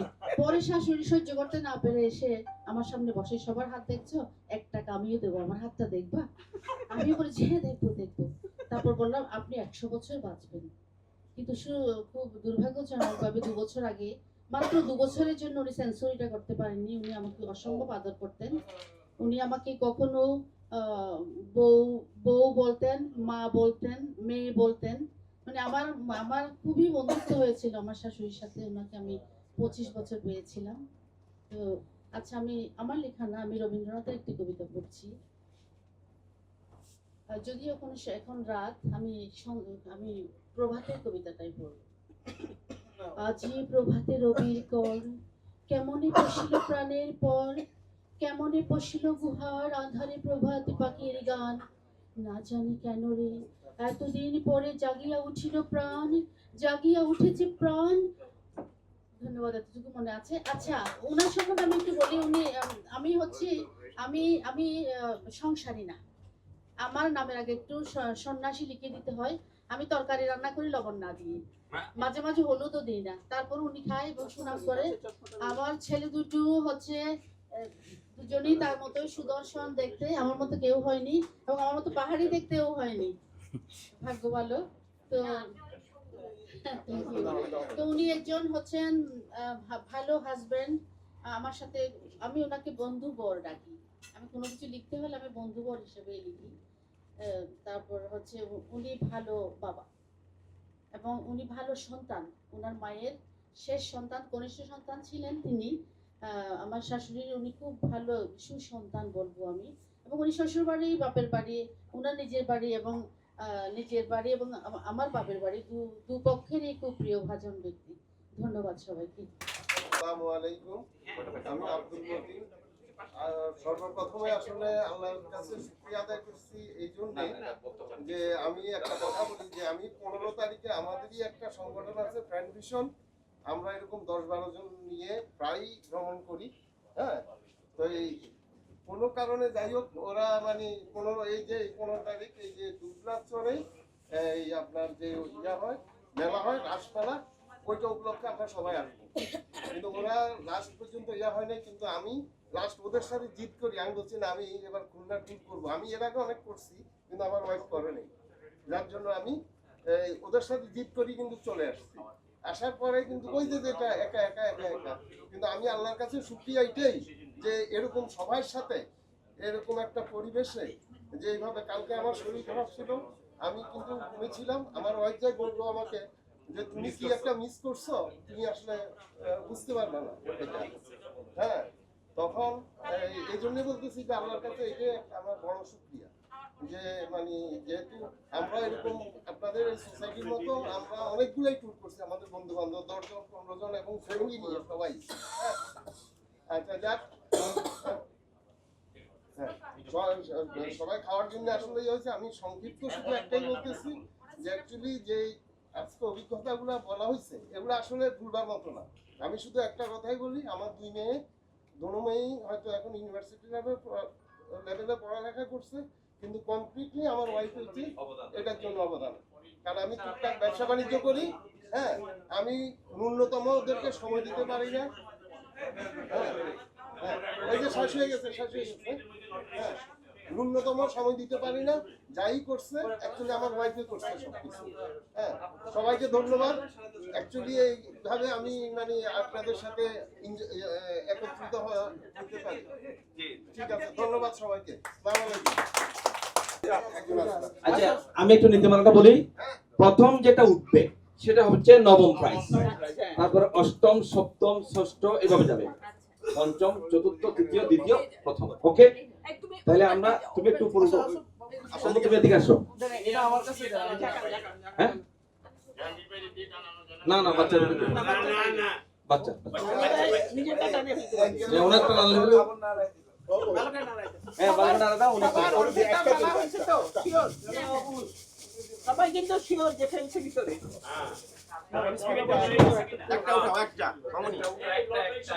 একটা উঠাবা। হ্যাঁ, ওকে, আল্লাহ আল্লাহ করেন সবাই। সবার কত নাম্বার? বেশি ছোট নাম্বার, বেশি বড় না। লাস্ট পিছনেরটা হচ্ছে 5, সামনে আরেকটা নাম্বার আছে, সামনে একটা নাম্বার আছে, এটা হচ্ছে 1 and 5 15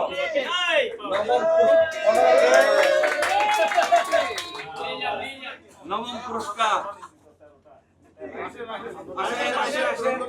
ওটা জমা দিতে হবে, ওটা জমা দিতে হবে,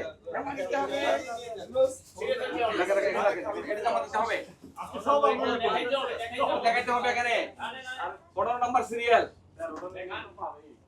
15 নম্বর সিরিয়াল। আসলে এটা আনন্দ, ওটা গিফট কি বড় কথা না, এই যে একটা ভাগ্য আসলো 15 number serial. Okay, thank you uncle.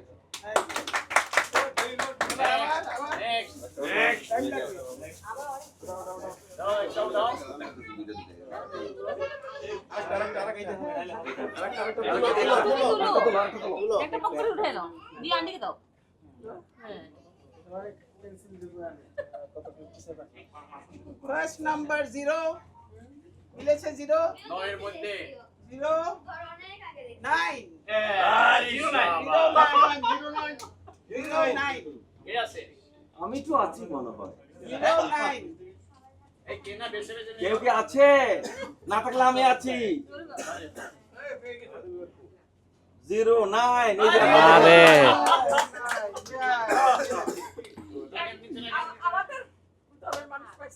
না সবাই আমাদের দল।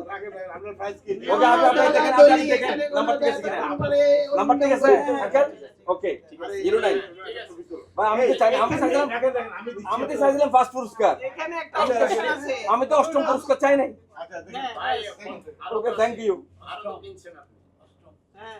আমি সবাইকে বলছি বেশি কিনো কিন্তু আচ্ছা ওটা দেন কাগজটা দেন আমি এখানে রাখবো। এখনো টিকেট 5টা আছে। না ফেলে দিবেন না এগুলো রাখতে হবে। কারো কেউ চ্যালেঞ্জ করবে না? না অসুবিধা কি পরে ফেলবো এখন করবো কেন? এই শুনো আরেকটা তোলো না দেখি তুললাও না দেখি উঠাও বুঝলে না যেটা নিচ থেকে তুলেছে দেখা যাক কাটটা নিচে আছে আবার 0 0 4 আমরা এই কে পেয়েছো? এটা হলো সপ্তম পুরস্কার লাকি 7 লাকি 4 হয়ে গেল সপ্তম পুরস্কার। জি জি এটা প্রশ্নটা দেন জি থ্যাংক ইউ। এটা কই? হ্যাঁ 4 নম্বরটা কই? এটা নম্বরটা কই? এটা আমার কি দিবেন? ওইগুলো ঘুমাইছে।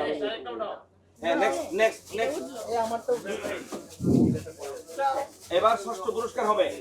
ষষ্ঠ পুরস্কার একটা উঠাও একটা উঠাও তিনটা একসাথে তো ওখানে খুলিও না কেমন? ফার্স্ট নাম্বার 1 2 3 ফার্স্ট নাম্বার 3 তার ডান পাশে আরেকটা আছে। সেকেন্ড নাম্বার 1 31 ওই যে পেয়ে গেছে ওকে। এই যে ষষ্ঠ পুরস্কার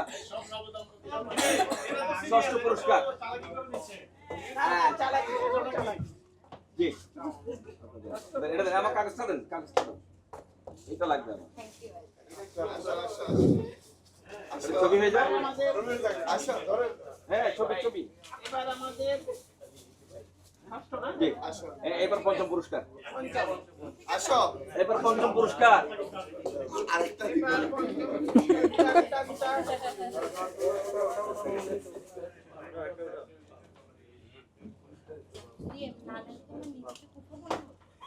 এবার হচ্ছে প্রথম 0 তারপরে হচ্ছে 1 and 2 02 দুই নাম্বার 02 শুধু 2 আপনি বলে দিচ্ছেন নাকি 02 ওকে তাহলে এই যে এটা হলো পঞ্চম পুরস্কার হ্যাঁ দেন এ ভাই আপনারা আবার সবাই বলবেন না তো আমরা পাশাপাশি নিয়ে নিচ্ছি সব।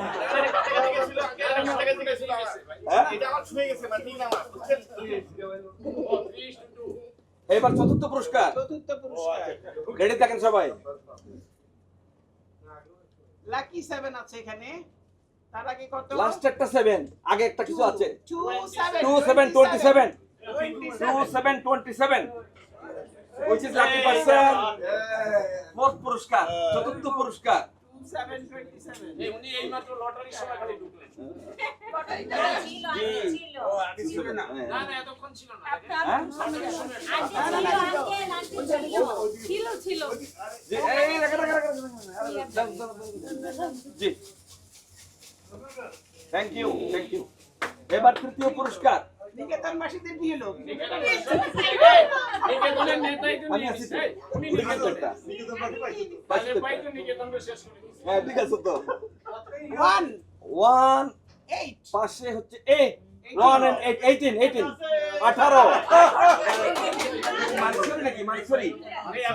মানিকছড়ি ও তৃতীয় পুরস্কার মানিকছড়ি তৃতীয় পুরস্কার জি আমরা এখন তৃতীয় পুরস্কার দিচ্ছি জি ছবি কি আপনাদেরকে আনন্দ লাগছে না? জি ওকে থ্যাংক ইউ এবার দ্বিতীয় পুরস্কার সেকেন্ড আকর্ষণ দ্বিতীয় পুরস্কার একটা হ্যাঁ 5 একদম লাস্টের দিকে 8 5858 58 58 58 কে কি আছে নাজমুন কে নাহার কে আছে নাজমুন নাহার